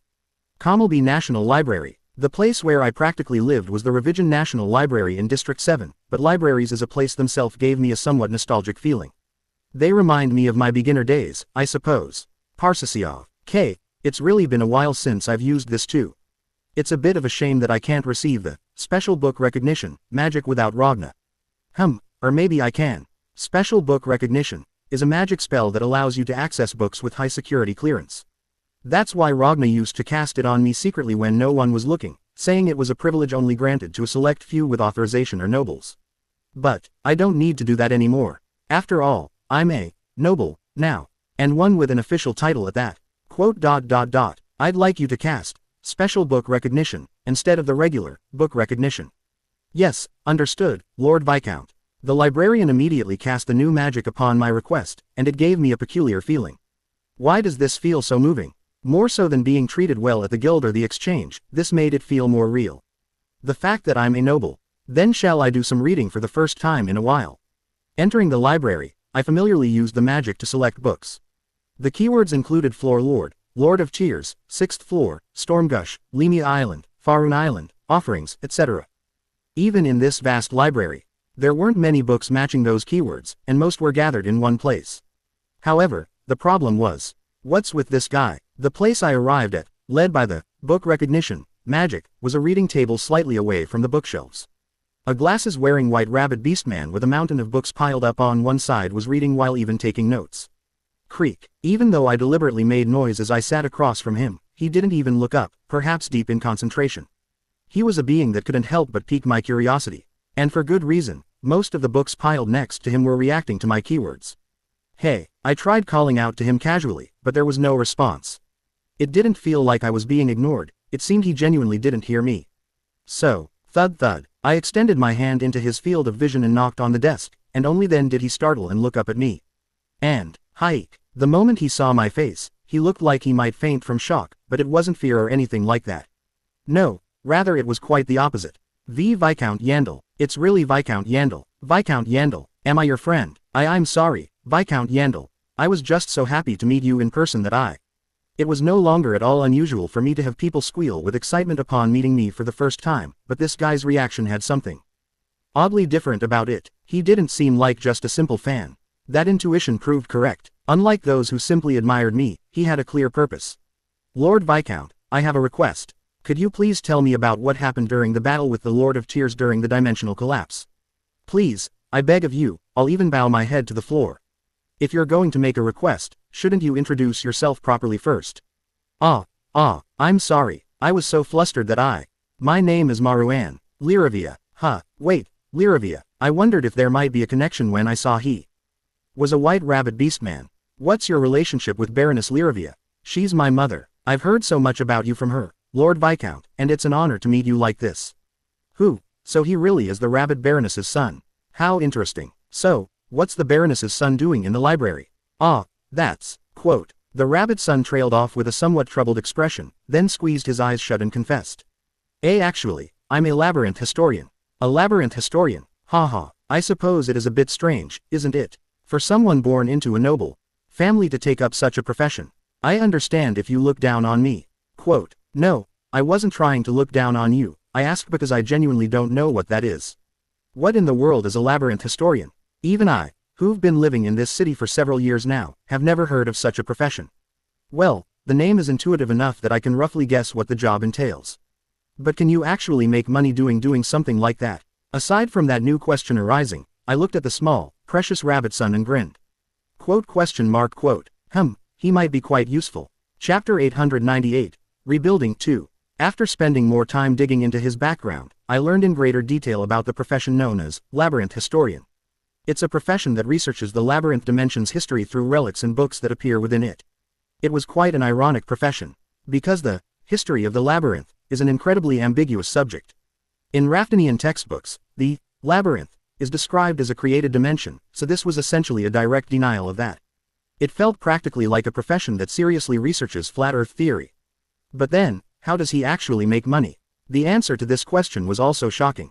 He said he was receiving research sponsorship from a noble family that showed interest, and that noble family was none other than the Baron Liravia family. What the hell is that? Isn't that just giving their son an allowance for his hobby? The more I learned, the more he sounded like the description of an immature unemployed rich kid, but surprisingly, the rabbit son's actual skills seemed quite impressive. After all, he was incredibly fluent in the ancient language. I heard that you, Lord Viscount, are also very skilled in the ancient language. That's truly impressive. Opening square bracket quote. You're one to talk. Even among wizards, it's hard to find anyone who can properly speak the ancient language. As you know, aren't many of the texts in the labyrinth written in the ancient language. It's a qualification that one should naturally possess as a labyrinth historian. I suppose that's true. If you can't properly understand the ancient language, what could you research? And, the ancient language is the link connecting the labyrinth dimension and our dimension. It suggests the possibility that both dimensions originated from the same civilization. There's also the Dark Continent incident. The Noarkans who went outside the walls claimed that the outside resembles the Dark Continent, didn't they? The rabbit son's story was very interesting, because it meant that he had managed to come close to the mysteries of this world that I had encountered by rolling around and struggling through it, solely through books and research. He even knows the ancient language. It might be hard to view him as simply an immature kid. Anyway, him holding himself up in the library with a pile of books containing the same keywords as me was also part of that research. I commissioned a request with my own money to investigate the new island that appeared in the labyrinth thanks to you, Lord Viscount. Though there were no proper gains since people lose their memories upon failing to conquer it, I was still able to find a sliver of a clue. He even commissioned a request. Well, I guess that's how he was able to get the information so quickly and rush over to the library like this. But talking in ancient language like this feels really awkward. This is my first time meeting someone as proficient as you, Lord Viscount. Ahem. So what's your goal? I hope my research materials and knowledge will be helpful in conquering the new island. After all, there's a prevalent perception that a field of study like the history of the labyrinth doesn't make money. To summarize, you want to change that perception. Yes, if people know it makes money, more people will research it, and then much more research material will be produced. And, maybe I might get more sponsors too. Hee. Quote closing square bracket. Okay, at this point, he passes the interview. So, I was wondering, could I possibly hear about what happened during the battle with the Lord of Tears? It's probably just pocket change to you, Lord Viscount, but I'll compensate you as much as I can. No need for compensation. It's nothing I can't tell you about. Having finished evaluating the rabbit son, I readily talked about what happened during the battle with the Lord of Tears. Its essence, appearance, and so on. The rabbit son listened with such concentration that his eyes practically beamed light at my vivid descriptions, and the climax was the moment when Tetraa spoke to me. To be precise, maybe I should call it a curse. The original Teshi, who asked me why I was smiling, had already decided on the answer. No matter what I said, he said I was wrong, that I could smile was because I wasn't suffering enough. And, I will give you the pain I carry. Following that, after eating the essence, the steak skill became strange. However, there's no need to tell him this part. Because what I wanted from the rabbit son wasn't advice about the essence or anything like that. Opening square bracket quote. The Lord of Tears spoke to you in the ancient language. That is not a normal situation. The addition of the new island also seems highly likely to have been triggered by you touching some kind of arrangement during the battle, Lord Viscount. Well, probably, though I don't know exactly what that trigger was. Perhaps if you enter Twin Island, something special might happen, Lord Viscount. After all, it's an arrangement that you, Lord Viscount, personally ignited. Ah, about that, actually, I've already been there. And I didn't lose my memories either. Opening square bracket quote. What? At this point, I decided to make something absolutely clear. This story must never be exposed to the outside. Ah, yes, I'm well aware of the unwritten rules among explorers. And I also know how valuable the information you, Lord Viscount, have obtained at this point is. After saying that, the rabbit son looked up at me with wide eyes, then made a gesture of pressing his hands firmly over his mouth. I heard the rabbit baroness has 3 children. He's definitely the youngest. Acting cute is deeply ingrained in him. I just want you to be aware that if information leaks from your mouth, the relationship between Baroness Liravia and myself will have no option but to become strained. Yes, I understand this is not a matter that ends with just us as individuals. I will absolutely not cause any trouble. Not for you, Lord Viscount, nor for my mother either. Good, then I'll tell you. After that, I spent a good while retelling the story I had previously told my comrades. And, the rabbit son's eyes widened as if some inspiration had flashed through his mind. Did you figure something out? I'm not certain yet. Can I tell you after I organize my thoughts? I think I need to dig through my research materials I've collected at home once more. Sure, do that. My conversation with the rabbit son ended there, and after we briefly discussed how to stay in touch and where he was staying, we went out separate ways. I didn't bother reading the books piled on the table. If the rabbit son doesn't find anything in particular, it won't be too late to check them later. This worked out well. I had a lot to do in the city anyway. Efficiency comes from putting the right people in the right positions. A week had already passed since I returned to the city. It was a week spent hectically running around here and there. Why is there so much to do? Single quote. First off, all the equipment I listed on the exchange had been sold, 400 million stones. Single quote. Of course, that amount wasn't earned solely from the items of the plunderers I encountered in the 5th floor rift. I had quite a few items that I had stuffed into my subspace and delayed selling simply because it was a hassle. Since I took this opportunity to clean them all out at once, the final amount was quite substantial. If I add this to the money I've saved up so far, it's a little over 1 billion. Well, most of that is classified as the Anabata clan's public funds, but strictly speaking, that's just semantics after all. The internal rules officially state that the clan leader has voting rights equal to the number of clan members. It seems Noark won't be able to enter the labyrinth this round either. I also attended the Royal Council meeting, but Noark's integration was postponed again. Despite waging a fierce propaganda campaign, it seemed the atmosphere hadn't risen to the level they were hoping for yet. Master should be waking up soon. The shaman still hasn't regained consciousness, even though I went to the trouble of acquiring that precious dragon's heart for him. So, when exactly will that be? At the earliest, a month from now. At the latest, it could be 3 years. Wait, what's that about? Isn't the gap between 1 month and 3 years way too big? In any case, there's nothing I can do about this part except wait. It's not like the imprint materials I've collected will rot as time passes. Oh my, you really came. Thank you, Lord Viscount Yandel. I also visited the house of Baroness Liravia. I originally came to see the rabbit son, but when I actually went, the kid said he needed to organize things more and asked for a bit more time or something. So I just ended up chatting with the Baroness for the first time in a while, and in the process, I heard some unexpected news. By the way, you heard, right, that the Yandel Viscounty's mansion is scheduled to be completed next month. This is the first I'm hearing of it. Pardon, a notice definitely should have been sent. Quote, you can assume it's basically impossible for me to check things that come by mail. There's just too much of it. This wasn't an excuse, it was the truth. There was just so much mail coming from here and there. It's not even just powerful people hoping to get close to me, but also ordinary people sending things like fan letters and such like crazy, making it nearly impossible to check each one individually. Anyway, the mansion is nearly complete. Yes, due to various matters, the construction that was supposed to take 1 year was delayed by several years. But now you understand, right? Melbeth always keeps their promises. Wow, so this day really is coming. It's such a shame that my other comrades like Amelia and Erwin are trapped on the first basement floor. To think I can't share this happy news with them. Please come visit our gatherings occasionally too. Everyone wants to see you, Lord Viscount. Don't just attend the Royal Council meeting. Quote, "Ah, alright, I'll make sure to go next time." Was it because I heard about the mansion's completion? Recently, even when I got requests to attend gatherings, I had just been skipping them. Is this why they went through the trouble of rebuilding the mansion? And gifting it to me? That might actually be the case. After I became a regular member of the Royal Council, the relationship between Melbeth and me has completely flipped. A new win for the noble families of non-human origin. Having far exceeded their expectations, I'd now become their hope itself. There's something kind of pitiful about these guys, too. Single quote. Anyway, that was about it for the major stuff. As for the smaller stuff, maybe stopping by the guild yesterday and giving the guild master a bit of a hard time. The rest of the time, I was busy planning the next exploration, but I didn't have much to show for my efforts. The output values haven't come out accurately yet, you see. Maybe things will start to come together after today. For that reason, I left the Holy Land first thing in the morning and came to Karnan. Because today was the day of the races summit where the leaders of the 6 races gather to talk. Mr. Dragon. Misha's dad, not really. The narrow-minded dwarf chief. The pointy ears who dislikes me to a suspicious degree. And, this time the human representative is the Lord of the Magic Tower. Last time, some small fry baron showed up and just served as an emotional punching bag before leaving. Well then, since everyone has arrived, let us begin. The summit began with the dwarf chief feigning a benevolent smile as he broke the ice.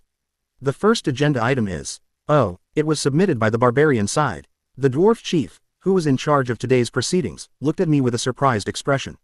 Well, until now, I'd never formally submitted an agenda item at the summit before. Besides, the races summit has a slightly different atmosphere from the Royal Council in the first place.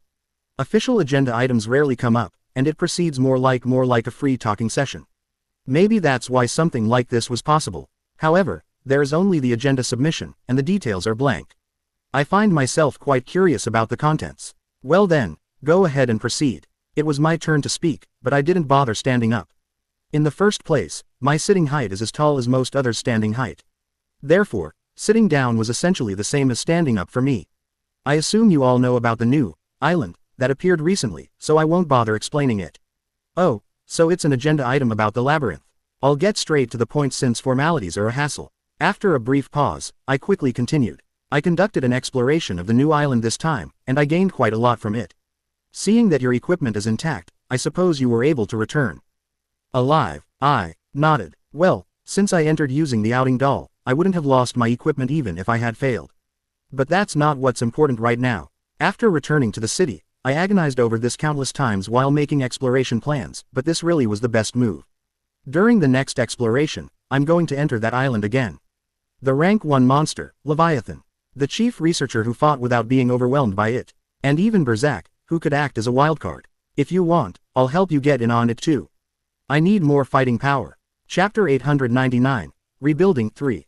The newly discovered area, officially inscribed on the Stone of Honor. The moment it was mentioned, the atmosphere changed. Quote, I suppose your own strength alone isn't enough. Though their reactions seemed somewhat lukewarm, I could instinctively feel it. That reaction itself was greater proof of their interest than anything else for them. Hey, trying to downplay it. Of course, they couldn't help but be interested. Because there's a truth that has never changed even once since the labyrinth was created. New things always mean big money. Still, I'd like to hear the details first. Even the Magic Tower Lord's eyes were gleaming. Though he attended as the human representative, he was still a wizard first and foremost. It was inevitable for personal interests to seep into the summit, and in fact, records of past races summits often showed him advocating for the interests of wizards. The Barbarian Heart Matter is a prime example. Single quote. It was one of the sad chapters in the history of the powerless barbarian race. However, that's in the past, so let's set that aside. The Magic Tower Lord is right. We need to know the exact situation to decide whether to provide support or not. Though the representatives of each race had their eyes on the prophets, they still tested the waters before stepping in. Well, it was a natural attitude. No matter how profitable a new area might be, if the success rate is too low, it wouldn't be an investment, it would be gambling. They would need a basic estimate, at the very least. But, trying to get information for free, I had absolutely no intention of just handing over that estimate. After all, how did I obtain this information? I knew the value of this information better than anyone. Therefore, I already told you the situation, didn't I? I responded firmly to their probing attitude. The exploration has already progressed considerably, and I'm going to enter that island again. You just need to decide whether you're joining or not. I understand what you are saying, but if you say only that, none of us here will be able to join the venture you desire, Viscount Yandel. Since everyone here is a representative of a group. That's true. I nodded at the Magic Tower Lord's words as if taking a step back. However, I can't give it away for free either. Pay up. 200 million. Stones per person should do. Naturally, the expressions of the representatives upon receiving the payment notice were not pleased. Come on, 200 million isn't even that much money for them. Of course this is a kind of deposit. If you decide to join the plan I've set up after hearing the information, I'll return the information fee. Simply put, it meant I would absolutely not share the information for free. At this, the expressions of the representatives turned serious. They all seemed to be crunching numbers in their heads. Very well, I will pay. The first one to finish calculating was the Magic Tower Lord. Next were the Beastman race and the Elven race. We Beastmen will do the same as well. If we can learn the most secret mystery in the labyrinth at this point for 200 million stones, it won't be a loss. 3 of them agreed to the payment terms, but those remaining didn't make the same choice. I feel like I'm being scammed somehow. At times like this, it's right to back out.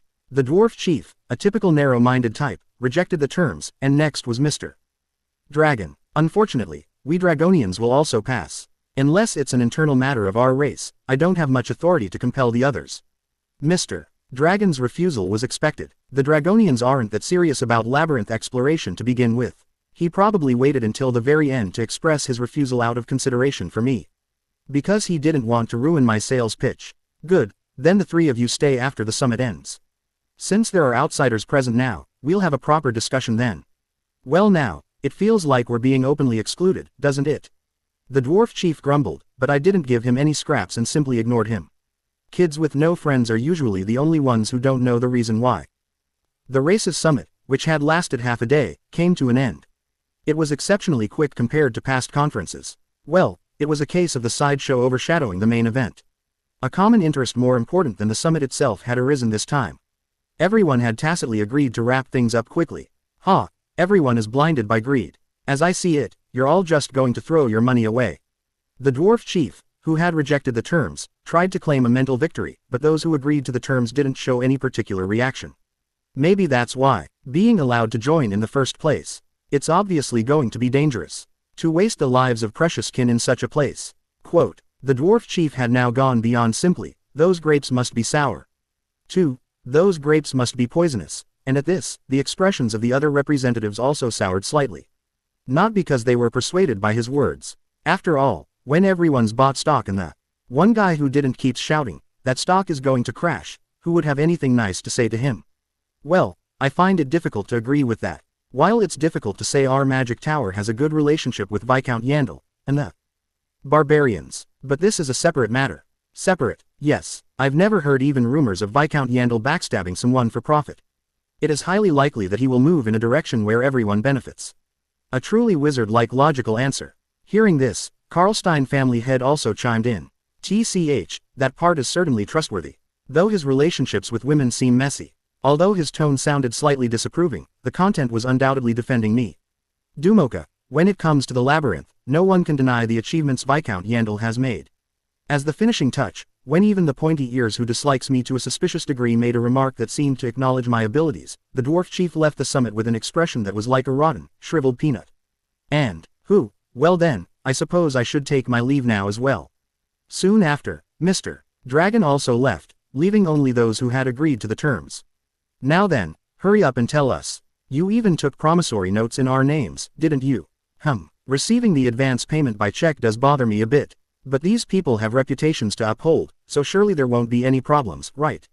Insisting on cash here would only make me an unlikable barbarian, so at this point, I obediently revealed the information. How many times am I repeating this story already? Since it was a story I'd already told several times, I organized only the key points and briefed the representatives. And, quote, as the briefing continues, the expressions of the representatives who initially listened with interest began to change. They had realized the trap. So you're saying that one needs to be able to speak the ancient language, at least as well as you, Viscount, to conduct a proper exploration. Quote, they probably intended to just take the information and run if necessary, but that path was now blocked. People who can speak the ancient language aren't common. If they didn't join my expedition, they'd just lose 200 million stones. And, if it's a Leviathan, that's a rank 1 monster, isn't it? There's even an unidentified entity that was a match for that Leviathan. Quote, this changes things. Without support to the extent of staking the fate of the magic tower in each race, this conquest will fail. Finally, as the Twin Island story reached its climax, the representatives' expressions began to sour. Inwardly, they were thinking they had blown 200 million stones. They'd likely already concluded in their minds that this conquest could never succeed, and even if it did, they would have to accept tremendous losses. But, geez, you should listen till the end of the story. As the organizer, I couldn't sit back and watch my investors' motivation crumble, so I quickly continued speaking. Don't worry too much, I'm currently researching Twin Island diligently with my personal labyrinth historian. Labyrinth historian? What is that? Tisk, you don't even know that. After clicking my tongue and chiding Misha's dad, who was tilting his head in confusion, I moved on to the important part. Anyway, the important thing is that we might not necessarily have to fight a rank 1 monster while conquering this island. If that's the case, it does change things, but it's not certain yet, is it? Well, that's true, but even if we have to fight a rank 1 monster, it won't be a big problem. What do you mean? At my statement, the Mr. Pointy Ears' eyes narrowed sharply. Are you planning to force us to make sacrifices like Dumoka said? Man, those eyes sure are murderous. It was the kind of look that made me want to tease him a little, but I held back since I didn't know how that serious Mr. Pointy Ears would react. Of course not. I simply meant that even if we fight a rank 1 entity, the losses won't be as significant as you think. At my words, Mr. Pointy Ears fell silent. He simply stared at me as if telling me to continue. Why are you so confident? Eventually the Karlstein family head asked on everyone's behalf, and I shrugged my shoulders and trailed off. It's a bit of a long story. In truth, I only learned of this information relatively recently. It was after I had finished the journey, returned to the city, and was organizing my inventory. No, more precisely, when I was organizing LV2 Peter's bag. When I checked inside the bag, I was shocked. To summarize briefly, I had definitely consumed potions and scrolls while fighting monsters on Faroon Island, yet they were all replenished to the same amount as when I first entered. I interpreted this phenomenon like this. Consumables used there are not actually consumed. Is it a bit confusing if I put it this way? Anyway, to put it simply in modern terms, Twin Island gives you a full refund of all consumables used as long as you successfully escape. It means they get duplicated. At first, the representatives' reactions were along the lines of what kind of nonsense is this, but their attitudes completely changed once the story about the LV2 Peter's mystery bag progressed. They all have at least that much of a brain. If the potions and scrolls were truly all replenished, then it's highly likely that the same rule applies to other consumables as well. It might not just be consumables. Didn't he say all the equipment he was wearing was returned too? Even though he lost them inside. That means, quote, soon, everyone exchanged knowing glances and nodded. It's worth trying. The biggest obstacle in raiding a rank 1 monsters is none other than cost effectiveness. In a way, it's similar to a modern gold mine. Just as a gold mine is left buried in the ground forever if the costs of developing it exceed the profits gained from development. Everyone avoids it because the cost of killing a single rank 1 monster is too high. But right at this moment, that problem was solved. If the principal is guaranteed as long as you clear it, then, overinvestment, without any consideration for cost effectiveness becomes possible. Yes, for example, quote, now I see why you needed the evil destroying arrow. Like the arrows of the elven race, of which only 3 exist. And you must have had our magic towers, Little Flash, in mind as well. Or like the magic tower's secret weapon powered by a special grade magic engineering core that's said to have sold for hundreds of millions at the Sky Auction House. Investments that would normally result in a loss even after killing a rank 1 monster were now feasible. We don't really have anything like that though. Well, the beastmen would have to invest more manpower and make up for it with their bodies. Otherwise, they wouldn't get an equal seat at the table and would have to settle for the scraps. If a fair distribution based on contribution is guaranteed, our magic tower is willing to participate in this expedition. Of course, we will provide at least 10 shots of Little Flash as well. We elves feels the same. We will provide 1 evil destroying arrow. If there is concrete proof to verify your claim that consumed items return, we could even provide 2. Of course, we will discuss distribution before that. We beastmen will also participate. Only the Karlstein family head, representing the beastman race, didn't mention distribution. At least he seemed to have some conscience. Chapter 900. Rebuilding 4. 3 days after the race's summit, I visited the Rabbit Baroness's house once again. You see, our exclusive labyrinth historian had finally contacted me. You're here. As if he'd been waiting at the front door since morning, the rabbit son popped out and greeted me the moment I arrived. It's been a while, Maruan. Yes, Lord Viscount. Since he spoke to me in the ancient language, I responded in ancient language as well, and the rabbit son smiled ear to ear, seemingly delighted by this. Hurry, let's go to my room. Come on. Any fear of me seemed to have completely disappeared, as he even grabbed my hand and pulled me along, leading me to his room. Single quote. It's kind of cute. It felt like this was exactly what it would be like if I had a nephew. Letting myself be dragged along as if I couldn't resist, we soon arrived at my rabbit son's room. The room's interior was exactly as I had imagined. You have a lot of artifacts, huh? Hee. Would you like to look around first? Walls, bookshelves, shelves, the room was filled to the brim with various collections labeled as research materials. I felt like his ears would droop if I said I didn't want to look around, so I just toured the room without saying anything in particular. Well, to be honest, it was actually quite interesting. Labyrinth artifacts were a field I was interested in as well. This here is the Book of the Apostle, an artifact that has a low chance to appear inside the corpse of the Guardian of the Green Coal Mine if you kill it with distortion applied to it. Wow, how did you know? It's basic knowledge for an explorer. But I bet you don't know the contents well, right? It's heavily damaged, so there isn't much that's readable, but the words, Earth Mother, appears in this book. Is that so? When I played the game, it was just a junk item I sold. 2 shops. Well, actually, most of the artifacts here were things like that. Even while selling them, I always wondered who would actually buy things like these. Single quote. And the person who buys those things was right here. Anyway, the rabbit son, excited that I recognized the items, introduced his collection with sparkling eyes. Ah, and this is, quote, the Necronomicon. You know this one too. How could I not? Looking back, the Bloody Citadel was the first rift I cleared after entering this world. This brings back memories. Back then, Raven farmed the Necronomicon alone and casually slipped it into her back pocket. I watched that cruel scene clearly with my own 2 eyes, but I couldn't say a word out of fear of being suspected as an evil spirit. But isn't this a black magic book? It doesn't seem like something you should be collecting. Ah, that's true. That's why it's on the pricier side among artifacts. Things like this are popular with wizards too, so the Magic Tower also purchases them. Ah, that wasn't what you were asking about, was it? The rabbit son, who had been suspiciously talkative since the moment we entered the room, came to his senses and newly answered again. While the Necronomicon is classified as a black magic book, that doesn't mean there's no information to be gained from it. If you look at this page here, there is a sentence that seems to express hatred toward the Empire. Quote, ah, right. This kid's fine with anything from the labyrinth as long as it's something readable. Looking at it now, a labyrinth historian is a profession that weaves together tens of thousands of scattered fragments of text, like puzzle pieces, tying them into a single story. Anyway, I think I've seen enough. I'd like to get to the main topic now. Ah, I'm sorry, I got too excited, didn't I? No, it's fine. I also got to see some interesting things for the first time in a while. So, you called me here because you found something out, right? Of course, I'll tell you right now. With that, we finished looking at his collection and moved on to the main topic. First, before I tell you the story, would you like to look at this research material? What the rabbit son handed me was a notebook-style book. This book is such a rare artifact that it doesn't even have a formal academic name like the Book of the Apostle, or the Necronomicon. There's absolutely nothing known about where to obtain it either.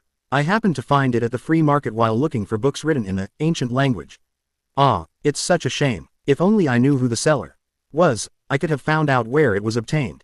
Quote, so what is this? It's the diary of an Imperial soldier. For now, I've named it the Nameless Castaway's Record. Seeing signs that he was about to go on at length about how he hoped it could become an official academic name someday, I cut him off at an appropriate point, and finally, the real main topic began. The main content of this book is about a nameless Imperial soldier drifting to an island. And I suspect that island might be Faerun Island. What? It's mentioned in this Castaway's Record too. The fact that there was a village was full of sea monsters, that there was an Imperial garrison close enough to return to with just a raft. Even the sea god appears in the story. Ooh, that sound escaped me involuntarily. If this is true, it's highly likely that the island in the Castaway's Record is Faerun Island, and the Imperial garrison is Lemia Island. Can I take a look? Of course. I soon received the Castaway's Record and quickly skimmed through it. There were damaged parts throughout it that were unreadable, but after reading to the end, to summarize briefly. It's a story about getting stranded on an island of sea monsters, secretly building a raft to escape, encountering the sea god, then dying. Yes, that's right. So I also wondered if this was some kind of fairy tale, but as soon as I heard your story at the library, Lord Viscount, the contents of this book came flooding back to me. That maybe this wasn't a fairy tale after all. Quote, yeah, this isn't a fairy tale. It was likely something that actually happened a very long time ago. Anyway, what I've been researching holed up in my room isn't just this book. I searched and searched through countless relics to find information that seemed to stem from the same origin and cross-reference them. For example, the two islands depicted in this navigation map here match the shapes of Faerun Island and Lemia Island by 99%. Or how the word Lemia appears in an artifact from the Panthelian ruins, and the content that follows is quite significant. He was trying to list off every step of the process, so I stopped him. What's important right now isn't that, just the key points. Yes. Upon hearing my demand, the rabbit's son quickly listed only the results and keywords. Tetracea's twin sibling's name is Lemia. I think we need to consider why that island was given the name Lemia. The condition for the appearance of the sea god is also connected to anger. Of course, this is a characteristic shown in normal areas, but it appeared in Twin Island too after the Empire burned down Faerun Island, right? Maybe if we prevent that incident, the sea god won't appear either. This isn't about Faerun Island, but there are similar offerings scattered throughout the Great Sea, right? This is a record related to one of those offerings. There was a phrase saying, praying for her eternal rest. Seeing that Tetracea is male, there might be some other hidden story. Among the imperial records, there's a description of an entity similar to the chief researcher you mentioned, Lord Viscount, and that entity's weakness is divine power. In the imperial military's hierarchy, 4th class star is the lowest among generals. 1st class star is the highest. The estimated combat power of a 4th class star based on records is about that of a rank 2 monster. That's about what I've found out. Was this helpful? Looking at the rabbit son speaking shyly, I was left speechless. Was this helpful? Of course, I don't know yet, since I hadn't even verified how many of his speculations were true. However, there was one thing I could say for certain. It was a huge help. Even if only half of these are true, it will be an enormous help. Isn't that right? Berzak's combat power, the chief researcher's weakness, and even the condition for the appearance of the sea god. Labyrinth historian is quite an amazing profession. I'll be counting on you from now on.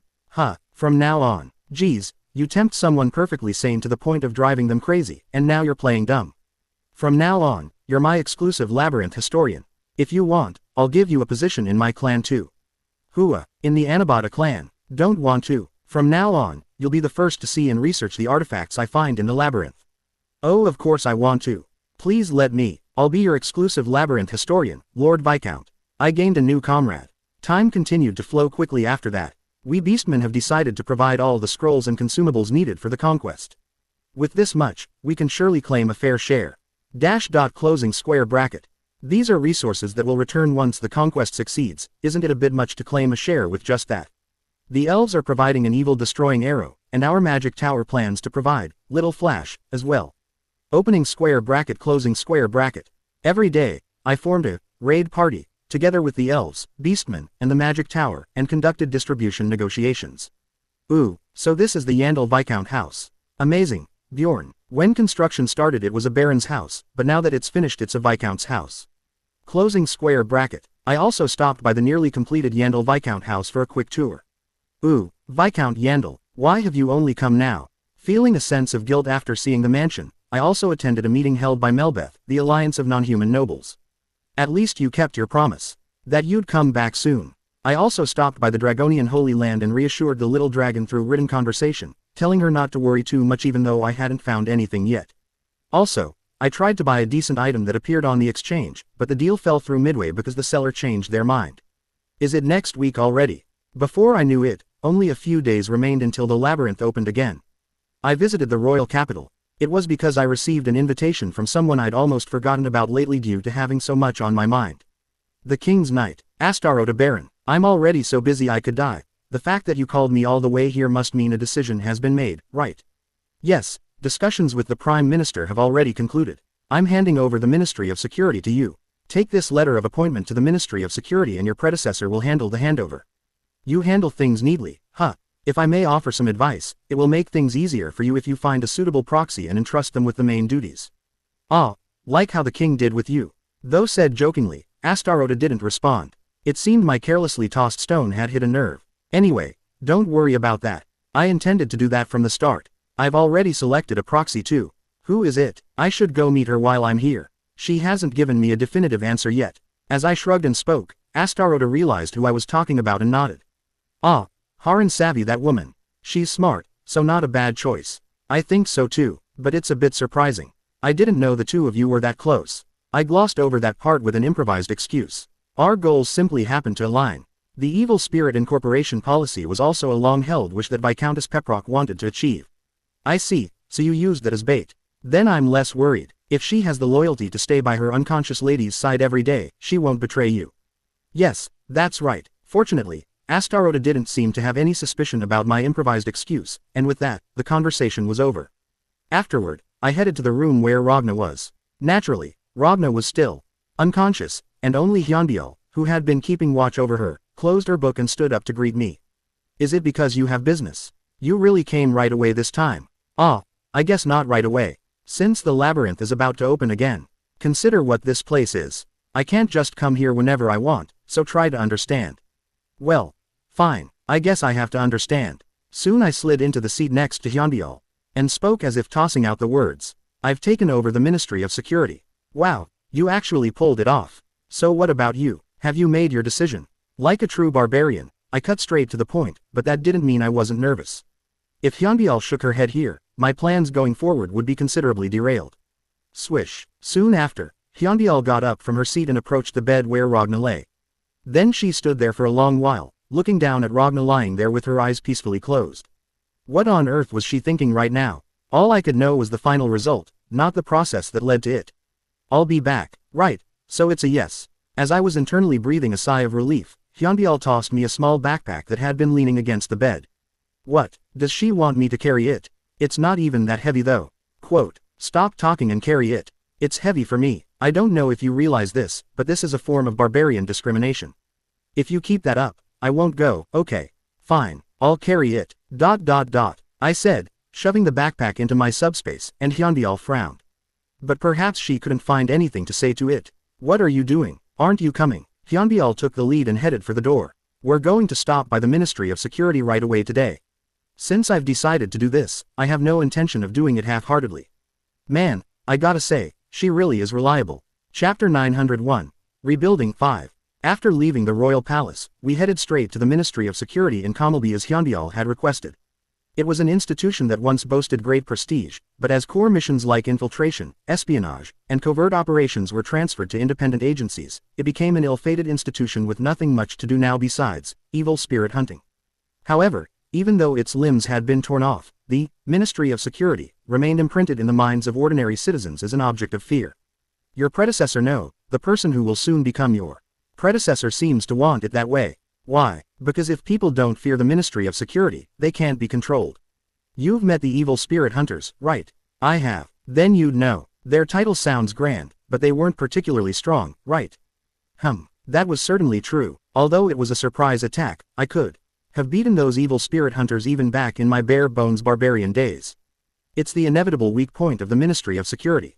The Moslem, the Public Peace Agency, the Night Order with so many much more prestigious institutions, people with real martial value essentially have no reason to come to the Ministry of Security.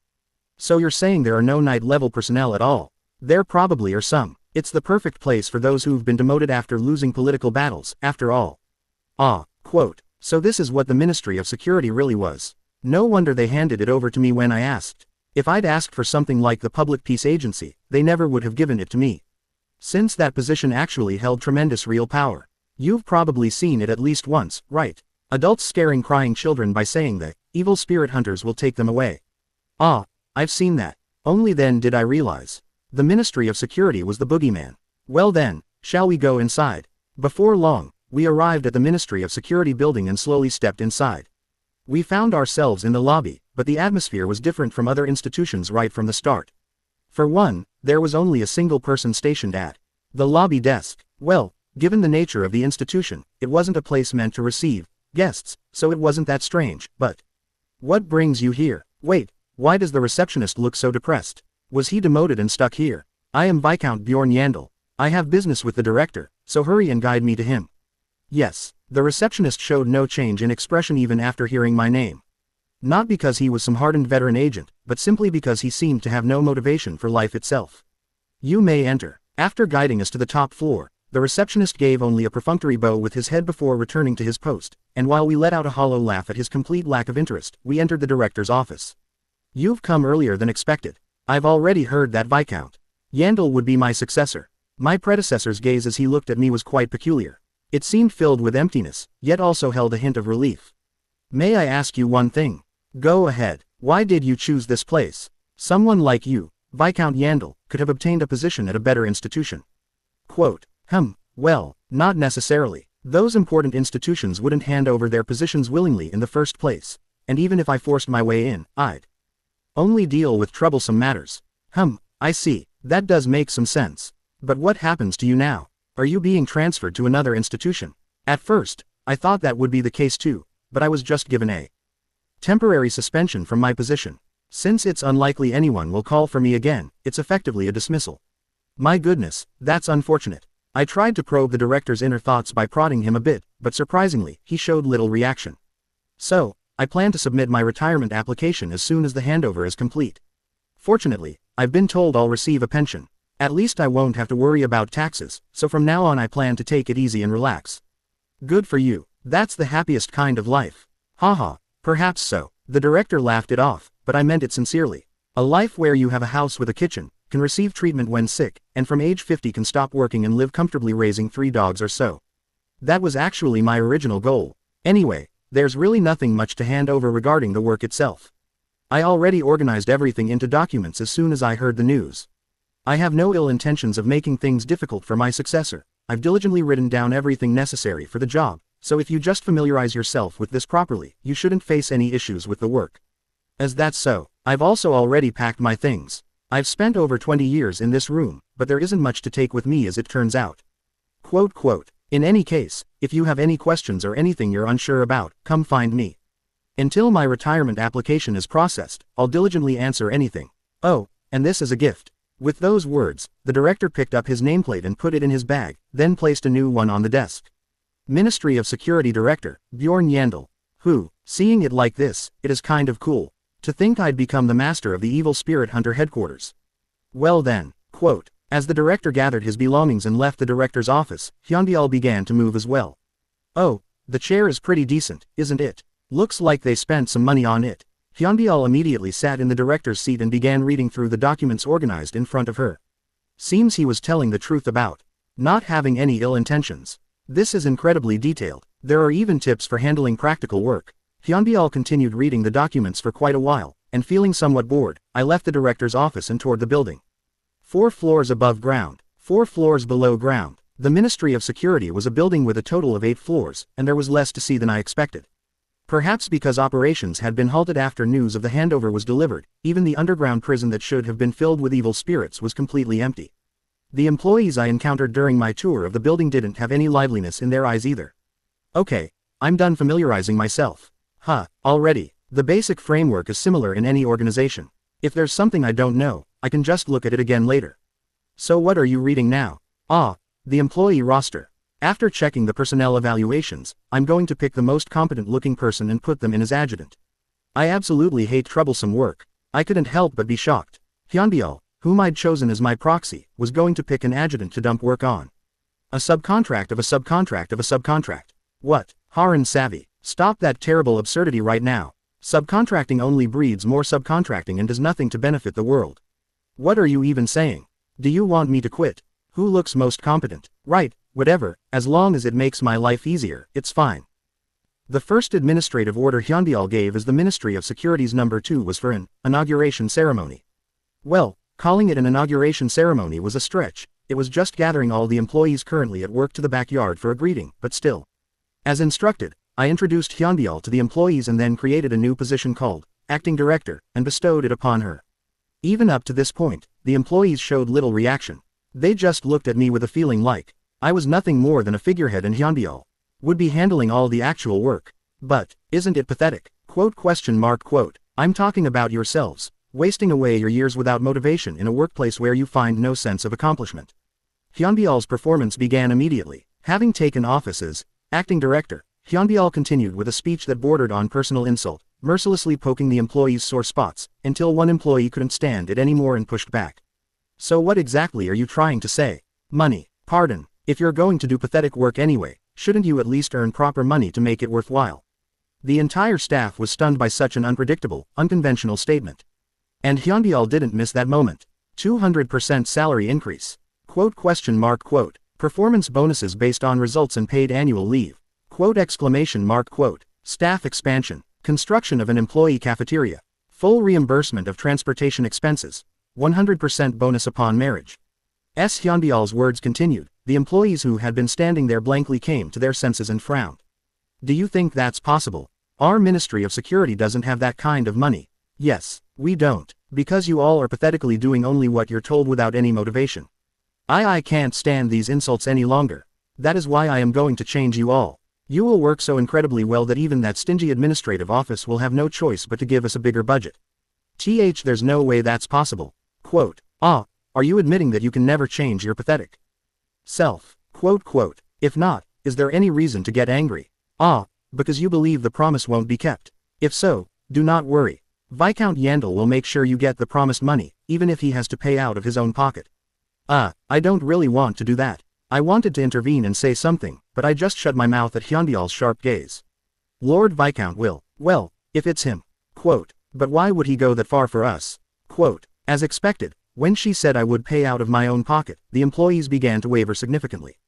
Hyunbyul didn't miss this opening either. Just a few years ago, Viscount Yandel had nothing. He entered the labyrinth holding nothing but a single shield, without even shoes. But what about now? No one answered, because it was a story everyone already knew. Though your beginning may be humble, your end will be prosperous. I believe that you all simply lack the opportunity. That your lives are by no means pathetic. That your great first step simply hasn't begun yet. There was undeniable power in Hyunbyul's words. Enough to plant the thought of, what if? In the employees' eyes and make them dream of a rosy future, if only for a moment. But that was also all there was to it. Reality is a world ruled by cold reason. The employees didn't rise up chanting Hyunbyul's name or anything like that. Hope and doubt. The two intertwined exquisitely, creating a strange silence, and here Hyunbyul took a step back. It's natural that you can't believe and have doubts. Because I haven't given you any reason to trust me yet. However, I ask this of you. Please give me the chance to earn your trust. Trust me and take off those tinted glasses you view yourselves with, just this once. Quote, to those who trust me and take this great step together, I promise you. I, Acting Director, Harun Savvy, will definitely make it happen. Like in the days when everyone looked up to us. A Ministry of Security with more budget. A Ministry of Security with more authority. A Ministry of Security with more honor. Some, moved by her powerful voice, clapped enthusiastically. Others clapped only out of formality. The rest didn't even clap and only shot looks of suspicion. But Hyunbyul didn't care. Make the Ministry of Security great again. What on earth have I appointed as my proxy? After the inauguration ceremony ended, I left the Ministry of Security, leaving behind Hyunbyul, who had started working overtime as if it were the most natural thing in the world. After all was said and done, I had obtained the Ministry of Security. It was time to do the task I'd been putting off. You want to activate the spiritual world. The GM's eyes widened at my words about opening the community server. It's still impossible to bring back participants from the previous gathering though. Quote, that can be done later once the research progresses, can't it? But even if we activate it now, it'll just be empty. Don't worry, empty seats are just a matter of filling them. But even so, selecting targets to invite will take quite a long time. Quote, hearing the GM's concerns, I smirked. Because he was misunderstanding something. No, it'll be done quickly. There's no need to carefully select people like before. Send invitations to all explorers of rank 5 or higher. Pardon, don't worry, I have a way to get a list of their names and addresses from the guild master. No, it's not that. If we do that, a large number of beings that aren't evil spirits will enter. Actually, that's what I want. Isn't there a saying about putting new wine into new wineskins? I guess I haven't mentioned it yet. The gathering I'm going to create from now on is for both evil spirits and the natives. Pardon, since it's a completely different place from before, it will need a new name too. The previous gathering was called Ghostbusters, wasn't it? Perhaps shocked by my declaration, the dumbfounded GM didn't give any answer, and so I didn't ask for his opinion either. Yes, this will be perfect. The community I'm creating won't be a space just for evil spirits, but a community for this entire city. So, Raftania Busters. There couldn't be a better name than this.